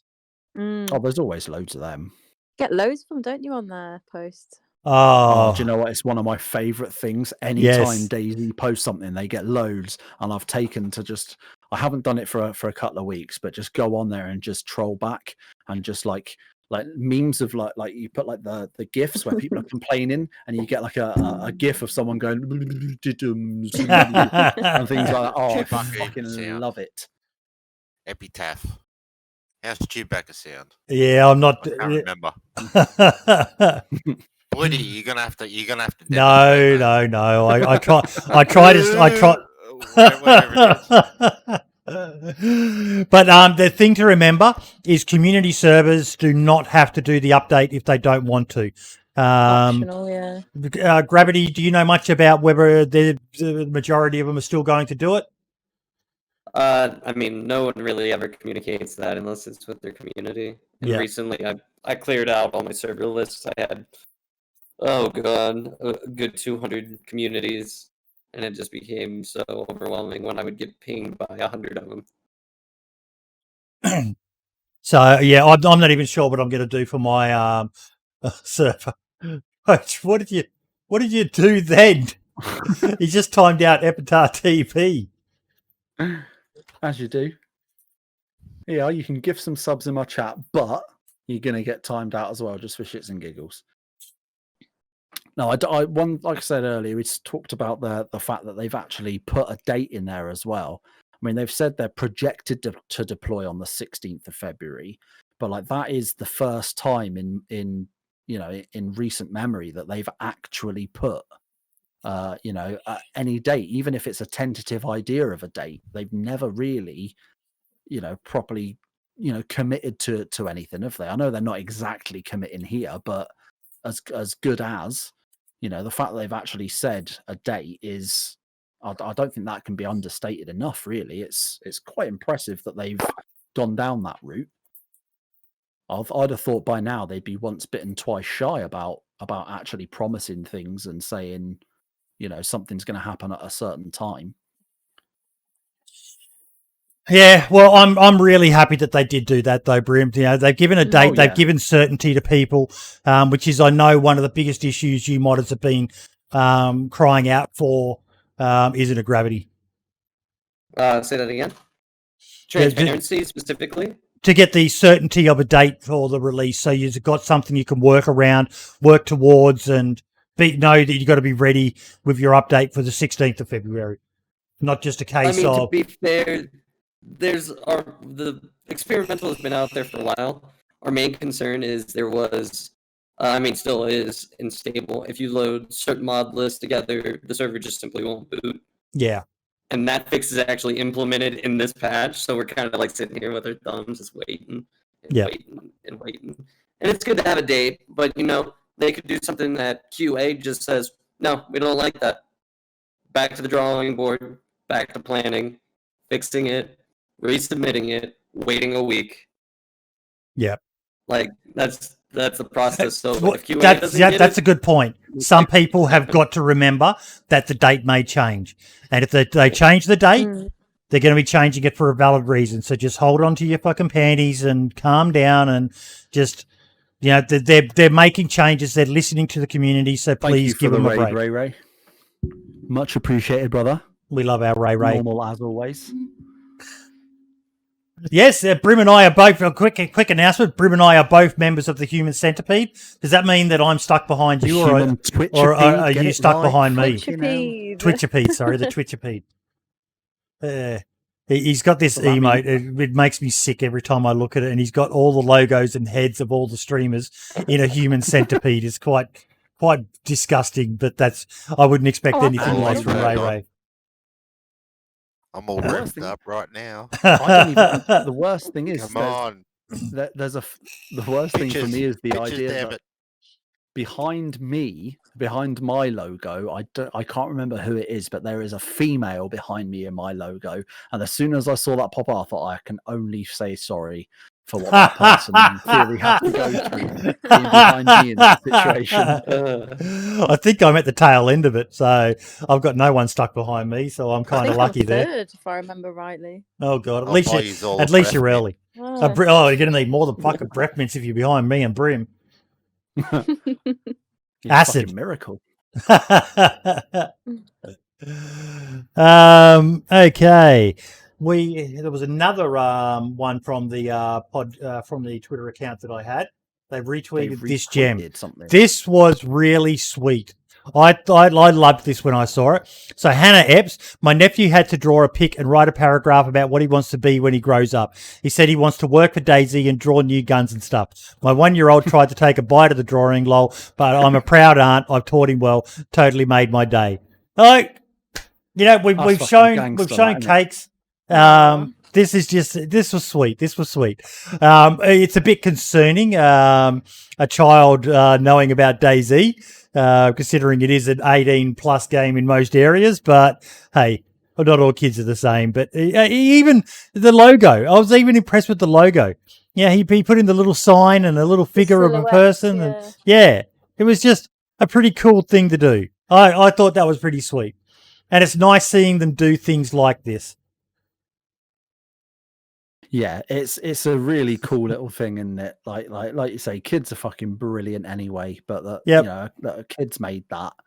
Yeah, I mean, that's better than what I can. I don't know about the rest of you, but like that to me, in comparison to my artistic capabilities, that's a fucking Picasso. Like I could never fucking. Like I It's good reckon I could get away with doing the house in the background because I know how to draw a square with a triangle on top. Oh yeah, the Other house than is that, easy. Other than that, I'm fucked. Wouldn't have a fucking clue. Not a It's chance. good that he included the worms because you're going to spend the next 3 hours trying to catch a fish before you die. what do you think of that idea, folks? You got a double T, but yeah. Suggestion, Oh, yeah. DayZ, maybe add this as a piece of furniture. Tag No, DayZ. Tag DayZ. Don't just say Oh DayZ. yeah. There you go. make sure I tag the right one and not the troll account. As a Dab will love that.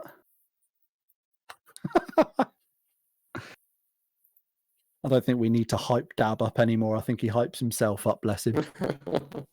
I think that would be sweet. Yeah, just coming across and finding that they've done silly little things before, and they've done really memorable things like tributes to people and so on. I think that would be something sweet because it even looks kind of, you know, because it's being torn out of a book and had the bit kind of torn off it, and that it even looks a bit ratty. And you know, just imagine finding that in a house and what's the story behind that? And you know, it'd be just. I don't know. The ragged edges of that photograph are a perfect metaphor for DayZ.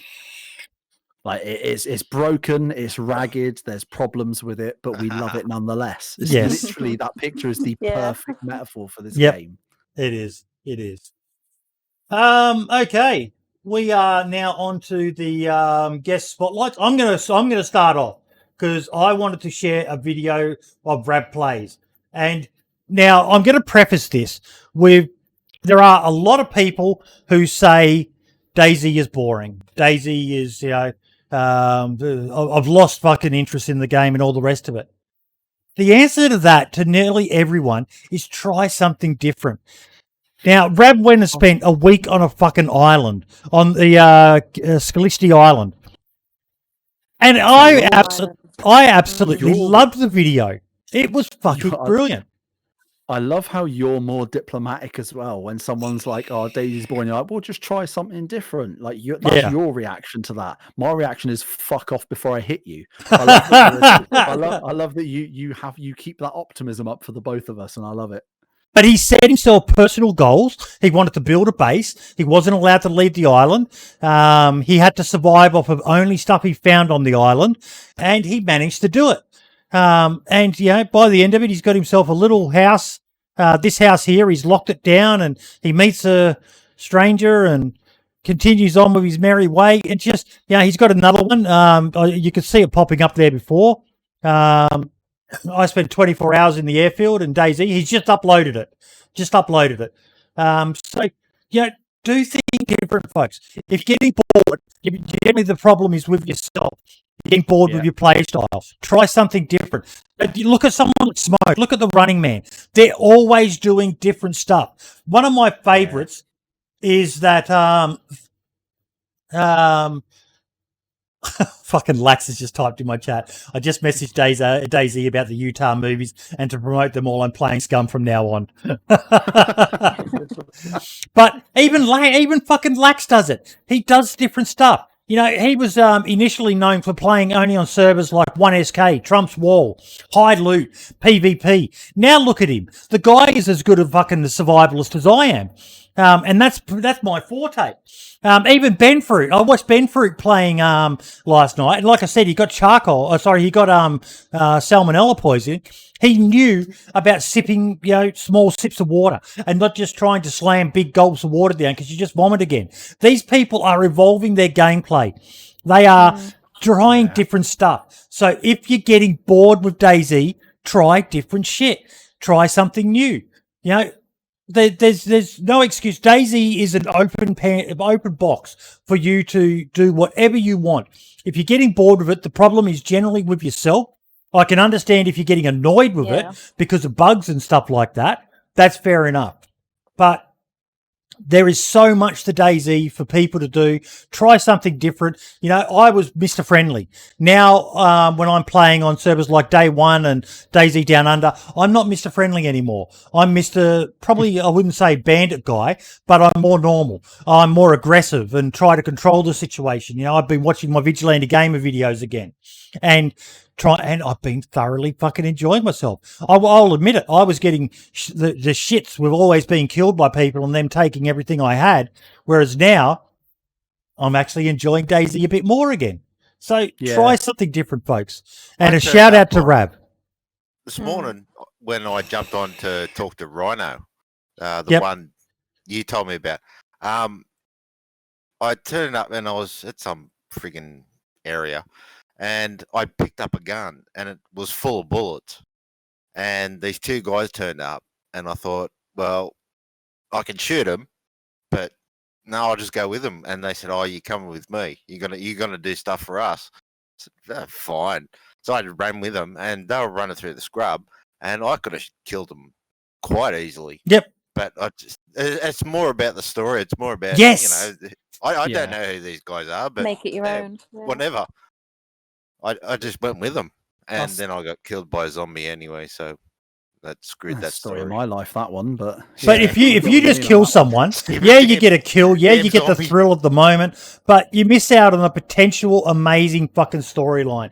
You look at some of the most amazing videos of all time for DayZ.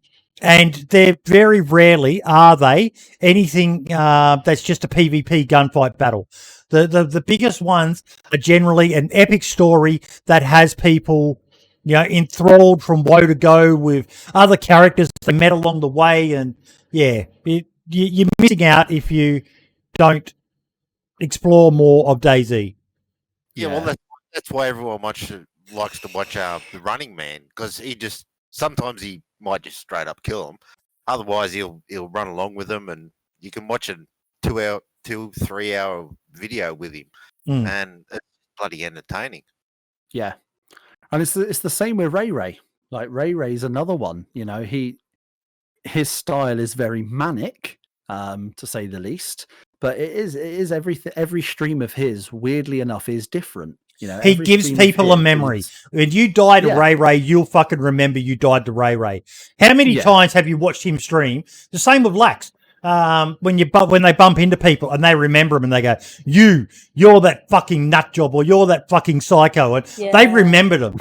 That is more valuable than just a simple I got killed by random don't know who. Yeah, well, I Yeah, was running that's- through a yeah. city, and bloody Fubar Bundy. I don't know if you know him. Oh, but he makes do I know bloody Fubar hilarious Bundy? videos. And yeah, bastard shot me. He was doing one of his sprees. Yeah. Just kill everyone's sprees, and yeah. What I'll do, AWOL, is after the podcast, I'll send you a link to the podcast TikTok, so you can just quickly watch a specific video with Fubar where he actually crashed the podcast. Like, he actually just let himself in with a master key and fucking absolutely just ruined the lot of us. Yeah. It was To be fair, I was Lots trash of love for talking him. Fubar. Oh, He's mate, funny. huge love. We were talking shit about him, and he just came in like, "You fucking what?" and just confronted So us is straight away. someone talking Fucking shit, brilliant. are they? It was fucking Oh, hilarious. Fucking brilliant, wasn't it? Absolute gold moment. Absolute gold. Lax Hawthorne has said he's messaged the DayZ team about the Utah video, so that's good of him to do that. But Awesome. we will now go to the other people. We'll start with you, Vodka. What was your DayZ moment of the last week or so? The last week or so. To be longer if you want. Something that you just want to shout out. Oh, definitely, it's got to be the human Twitch feed. I know it's just not within the last certain week, but it's definitely something that I think's he's done really well with himself. Obviously, he's not long got partnered on Twitch, Ray. I know. It's just built this massive community. It's gives someone's just got affiliated as well, and they've it's give everyone this opportunity that they didn't have before to then build another community with each other, and they're all so supportive and just so. You stream and they're all there in the comments, and it's really nice to see a positive outcome like that from someone. It's just like he's taken in all the odd jobs and weirdos of the community, the people who felt they didn't fit in. And Ray's just gone, come to me, I shall embrace you all. And I love him for doing that. He's like a cult leader. He's got that charm, and we've all fallen for it and we gone love along it, with yep. it. And we know it's gonna wind up in us dying somehow, but we don't care because it's all about the journey in the Cult meantime. leader, yeah. He's like Tom Cruise with a perm. Tom Cruise with a bald spot. And yes, he always comes across as such a positive, loving guy as well. I think. Yeah, that's kind of Always such in puts me in a good contrast to the mood. character, isn't it? It's Yeah. such a positive, really lovely guy, and I think that's the weird. Yeah, that's the weird thing, is that's the juxtaposition with Ray is that he's so manic and high voltage in the moment. But if you ever get a chance to sit through one of his streams, especially from start to finish, is the best way to do it. All the way through, yeah. Yeah, you catch those moments. The amount of times he'll literally be like, I'm gonna kill you, I'm gonna stab you, I'm gonna murder your whole family. Oh, welcome to the stream, by the way. And he'll literally turn on a dime like that. It's honestly hilarious. It's one of my favorite things when he will literally go full on fucking berserk at someone in game chat and then mute his game chat and look at the chat and acknowledge the existence of whoever it happens to be that he sees at that moment in his chat. It's like he goes from Jackal to Hyde, like, in an instant. It's fucking hilarious. Yeah. What about you, Val? Well, I kind of want to give a shout out to I think a content creator that's been doing a lot recently. I know he's in the chat, so it's a bit awkward, but D-Bear, I think it's great to see his channel growing. DeBarrett? I think it's been doing a lot of good recently. It's really impressive. You mean DeBarrett? I do mean DeBarrett. Yeah. Yep, he is awesome.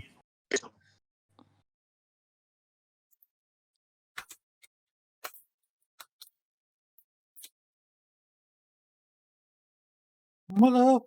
Oh. Brim just did a shout out of Uncle Ray, and I tried to do a shout out of DeBarrett. I was like, what the hell? Gotta keep you on your toes and confuse you. I was like, what did I do wrong? But yeah, definitely get over and check out DeBarrett as well. AWOL, if you like Fubar Bundy, the only way to describe Uncle Ray is grab closed captions. Grab 33% Fubar Bundy, grab 33% Lax Hawthorne, grab 33% Dirty Santa, then feed it Adderall, poke it with a stick, non-stop, give it the most crazy fucking accent that you can barely understand, lock it in a padded cell, and let it play DayZ. And that is Uncle Ray Ray. The guy is and a sprinkle of Ceramore for the topping on top. Yeah. I mean, that was one of the best moments for me of having Ray Ray on the podcast as someone who was a fan of Ray Ray anyway. To try and see Boydie trying to understand what was going on and what Ray Ray was saying. It's brilliant because there are people who I live in the same country as Ray Ray. He lives about 4 hours away, from 4 or 5 hour drive from me. Yeah. And yet that weird thing with the UK is we've got so many different accents and dialects in places that there are legitimately people that live maybe an hour from Ray Ray's house that would never in a million years understand a word out of his mouth. So I knew Boydie would stand no chance. I would love to know what he actually does for a living in real life. I just imagine he's like this really quiet, restrained worker in a bank or something like that. And do you know what? Hi, how can I help you today? I say I don't know either. I don't know, and I like to think I'm I like to think I'm somewhat close with the guy, but I don't know. Overpriced petrol. I don't know why, but there is part of me for some reason doesn't want to know. I want to know. I don't know where I get this idea, but I have the idea in my head that he maybe works in care, like in a care home. I have no evidence behind that. No reason to believe that could possibly be true. But for some reason, it must be really nice to think that. maybe I'm just maybe I just see the best in people. I don't know, but you wish that. There's something about me that thinks he works in care homes wiping old grannies' asses, but I don't know if that's true or not. Probably why he goes absolutely insane. Oh god, can't imagine seeing him in a shop. I'd get scared as fucking run.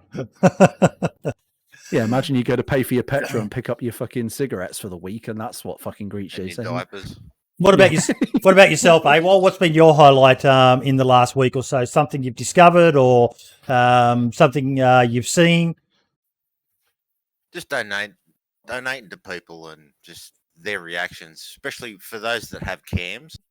A lot of them half of them are breaking out in tears. Yeah, they would do, mate. They fucking would do. I cry, yeah. that just made me so freaking happy. Just that's been my week. Really. Look, I can honestly tell you, I know you donated to Brim while the stream's been going, and I know you've donated to me. And if I'd just been playing normally and not having professional as Brim and I can be, podcast mode on, I would have been like, what the fuck? Plus, you would have scared the absolute shit out of me because of the way I have my donation set up. That's the enjoyment as well, just scaring the shit out of people. Yeah. That's the fun as well, Yeah. They're, oh my God, and they start screaming because, you've just dumped 5,000-10,000 biddies on them, or even back when PayPal was actually freaking working, $5,000-10,000. That's love for me. I just love that. Yeah. It's bloody fantastic. It is a feel-good thing, mate. I've never been in a position where I can be as generous as you have been to people of late. But the times, like last year, one of the nicest things that I've been able to do with the help of the community, I will stress that, with the help of some fucking amazing and generous people, including my own son donated to it. We did a fundraiser for a mate of mine named Moonshine, who, when you know his story, is just fucking tragic, the shit that this guy has had to live with. And he was playing DayZ on like a 10-year-old gaming laptop using a trackpad. And we fundraised almost $2,500 and bought him a new top-of-the-line gaming PC. And that was just the feel-good from it. Brim, you've done charity streams in the past yourself, haven't you?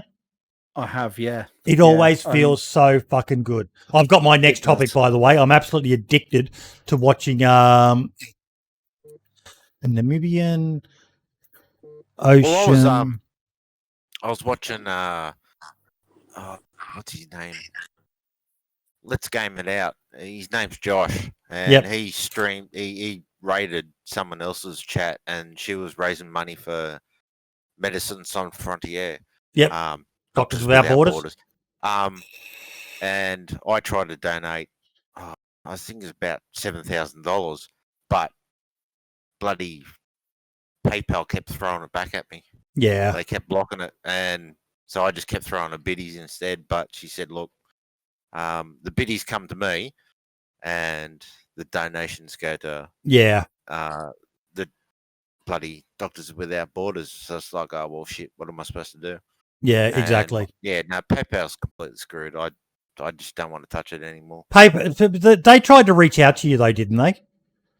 Yeah, I've spoken to them twice, and I called them last night, but I called them outside of their bloody office hours. So, Which makes me you fucking laugh. You think a company the size of PayPal would have a 24/7 call center, Brim? 24/7. Yeah. I'd say they're like $1 trillion company at this point, are they not? Like, surely you would think they'd have. yeah, they're I worth mean, quite a bit.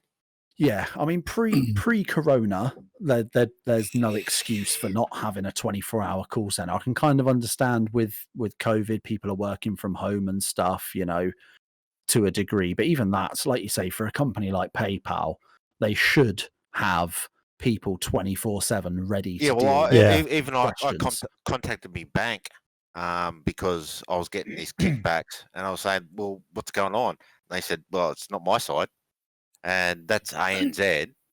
And Yeah. they were back to me in bloody seconds. So, Mate, yeah, even the PayPal's problem screwed. though I had doing Moonshine's laptop, I had troubles buying it through so many people. Yeah.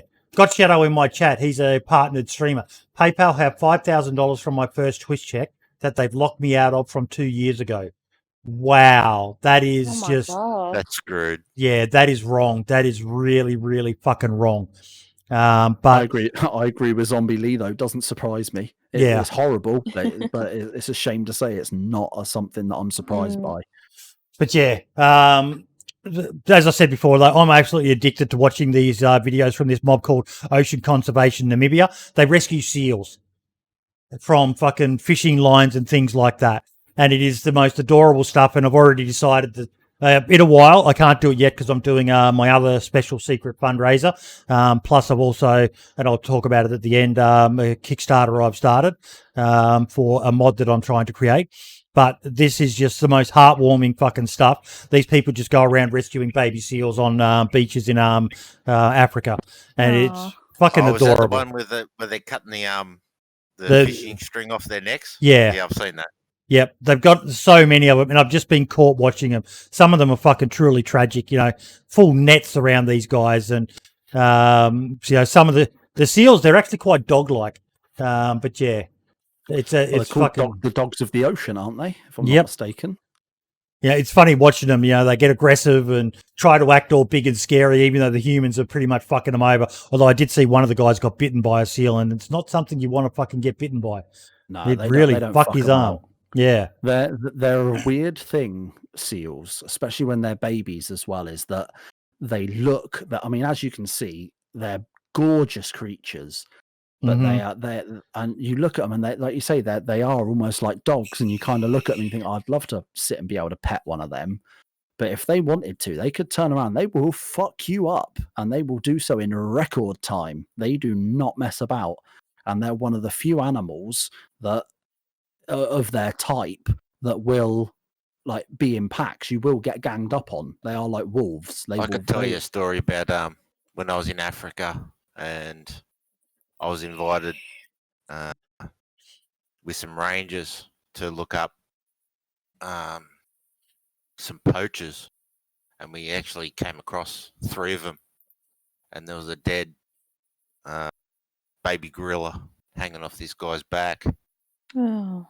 And he was a proper baby. He was up to your knees at best, and they were getting ready to snipe a whole bunch of family gorillas walking off in the distance. And let's just say it didn't end that well for them. No, it wouldn't have. But They don't fuck around those anti-poachers. Another day. Yeah, they don't fuck around those anti-poachers. It's always been like a dream job of mine to be an anti-poacher. Get to carry a big fuck-off rifle and defend little defenseless animals. Yeah, see, it's things like that is the reason why I've never gone and worked for, like, over here in the UK we have something called the RSPCA, the Royal Society for the Protection of Animals. Yeah. Like I could never. I 100%. I will fundraise for them. I'll give them my own money, everything. But I could not work for them because I would get set. Like my first day, I'd get sent to investigate someone that's been accused of doing something horrible to an animal, and if I saw evidence of it, I'd be in jail within the hour, and I'll be able to and contain my anger. it would be like 25 to life sort of stuff. There's no way I'd be able to control myself, especially if it was a dog. Like I was saying, there was 3 poachers, and it didn't end out well for them. No, And then 2 of the guys that I was walking to find them with were poachers as well. So, and they tried to kill me, and it didn't end that well for them either. Wow. Now, Brim, what about yourself, mate? Highlight of the week? oh, it's got to be lax again, innit? Until this fucking content creator server that Erno and Dab are doing, I'm just gonna have to just keep fucking sitting over here sucking off lax at this point. Aren't I? The guy's just killing it. Do you know what I think it is? I think he's fucking doing it on purpose. He knows we do the podcast on a Saturday, so he's uploading his videos on a fucking Saturday, just so he knows I'm going to mention them. Here you go, boys.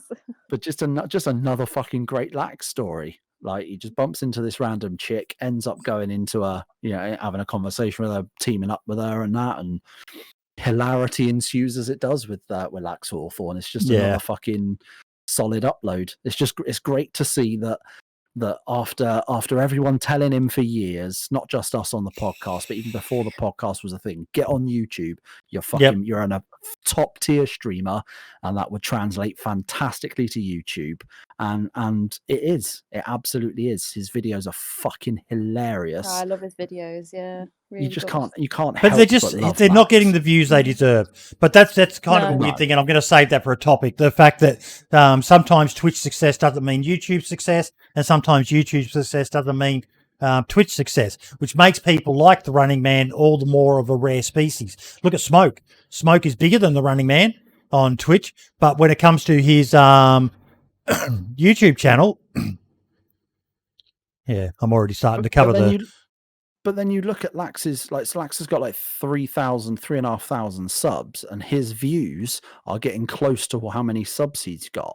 Not a lot of people can say that. Like, a lot of times, you'd upload a video and it will get, remarkably less. But as you see, he's growing. They're getting up there. They're close to what his actual sub count is, and it's only a matter of time before his videos start doing 2, 3, 4, even more times the amount of views than he has subs, and his subs will grow as a result of that. There'll be that constant there'll be that constant catch up between his views and his subs, and it's brilliant. It's such a first world problem to have, and I'm glad that it's an issue that he has, because it means he's succeeding. Now, I just remembered we did have something shared with us that we talked about earlier that I will quickly go to before we close out. Someone shared the Smoke double kill clip. Nice. With one Gauss rifle shot as well. Fires to stop killing. Oh my god, what the fuck is all that over there? Dude, there's people. There's people. There's people. I'm about to kill 2 for 1. 2 for 1. Oh, nice. Fucking say goodnight, motherfuckers. Fires to stop killing. Oh my god, what the fuck is all that over there? Dude, there's people. There's And now people. you know There's what I people. mean about the I'm sound about of to that kill 2 Gauss for 1. rifle. 2 for 1. Bloody hell. Dude, I think You know what I love about Smoke? This is one of the things I love about him. He's such a humble and down-to-earth guy, but he still gets excited over things like that. You could imagine a new player doing that and probably not being as excited as Smoke, a guy who kills people daily with fucking ease. And even he still gets hyped and excited over something epic like that. The guy is... Very nice. a fucking legend, and I have just a quick update. I have sent through the list of questions to him, so now the ball is back in Smoke's court. So harass the guy on fucking Twitter and in his chat about when he's going to do the podcast. Sorry, not the podcast, a spotlight interview, because he's a fairly shy guy as well, which I'm really looking forward to chatting with him one-on-one and finding out more about the beast that is Smoke. I think that's the great thing as well, though, isn't it, about Smoke, is not only is he a very entertaining content creator in his own right, but the fact that he is so humble and such a nice guy translates. Like, if he was to sit there and say, yeah, I got a double kill and what, I'm fucking gangster, and you'd be like, oh, I'm not going to fucking watch this guy. He's a bit too full of himself. But the fact, the fact that I mean, it works for some people. Like, that arrogant thing works for some people. But for him, it's just not so much, and it works out really well the way he does it. I think like I say, he's fucking brilliant, isn't he? Now, before we go any further, guys, just a quick update. We do have a Patreon page, so please, if you would like to support the show on an ongoing basis, jump on over there. There's a few different tiers. Shout out to our 3 subs, Keegan Holland, Jake Snow, and Scalespeeder Gaming over there. It helps just do stuff for the show, and we're trying to do a bigger and better Christmas podcast, but yeah, I still have PTSD from the last one, so I won't overcommit there. And one thing on a fairly selfish thing I would like to shout out, I now have a Kickstarter.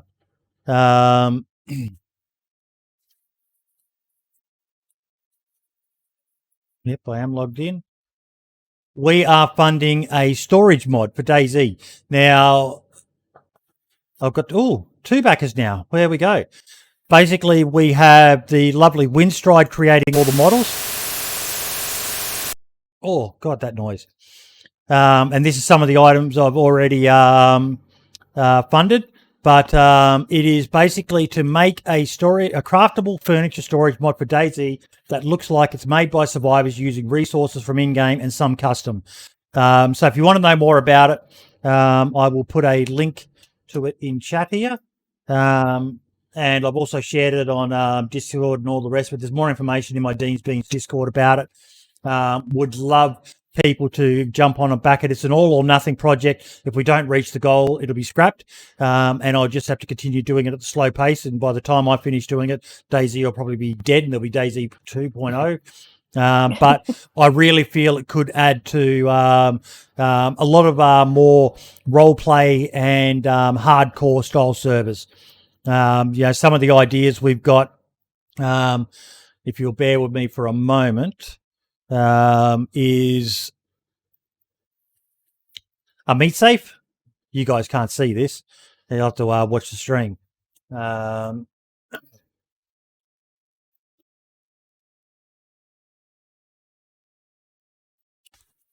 So, some servers have got fridges and stuff like that. But I thought about it, it's an apocalypse. What about old school tech? Screws. We realised that our screw model was actually wrong. So Windstride's going to go back and fix it because the DayZ screwdriver is a Stanley or a flathead. And we need to have them look like this now. But, yeah. Oh, you created them as a Phillips head instead, or a cross head, as people call Plus, them. they're metal screws. They're not wood screws with the point for screwing in. So we're looking at getting that changed as well. But we've got a whole pile of different ideas of stuff and, releasing it in 2 methods and a lock, the design that we've got. And, yeah, we're quite excited about it. Dumpgra's the guy who's going to be implementing it. If people are familiar with his mod, ammo making and the metallurgy and forging mod, the guy is a very, very skilled mod implementer. So just to piss people off, you should say send it in an IKEA box and give them an friggin' Allen key. Yeah, the next fucking 4 hours trying to put this bastard together. I did actually consider that, having an Allen key as a special item, but I went, no, I want to try to, as much as possible, use in-game stuff. Hence why we've got nuts and bolts, because the wrench still has no fucking purpose in DayZ other than as a crappy melee weapon. Whereas we're going to set it up that the wrench will now be a tool that is actually used to make the highest tier items, metal and some wood, using nuts and bolts that you have to combine to make the nut bolt item, and then you can only craft it by having a wrench. So it adds a purpose to stuff that's not really being used in the game. But yeah, 10 times my game hours building IKEA furniture. But yeah, so more information there if you do want to know more about it. Thank you to the 2 people who backed it already. But yeah, guys, thank you all so much for coming into today's podcast. It was an absolute ball terror. I really enjoyed talking about console. I know we got distracted at the beginning talking with AWOL and then Mr. Utah, but they were both topics that I felt needed to. You know, I've been chatting with AWOL all week, and he did want to come on and have a voice too. He copped a lot of shit from people. Copped a lot of fucking shit from people. And I'm freaking hungover. Yeah, it was his birthday yesterday. Man, come on. It's his freaking birthday. Now, I wasn't streaming yesterday, but I do something very, very special for people in my stream if they tell me it's their birthday. And just for you, AWOL, I will do it for you. Happy birthday Oh God. to you. Happy birthday Where's my to admin you. privileges? Happy birthday, dear AWOL. Don't look into the camera, please. I'm just going to Happy birthday Oh dear Lord. to you. Sing it to me.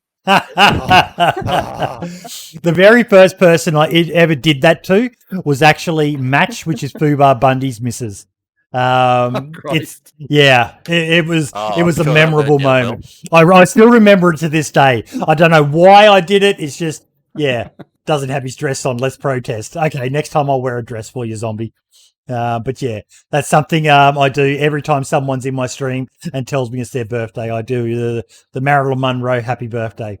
So I imagine that's being clipped and now being uploaded somewhere. But yeah, I hope so. that's going on the TikTok, isn't it, Grim?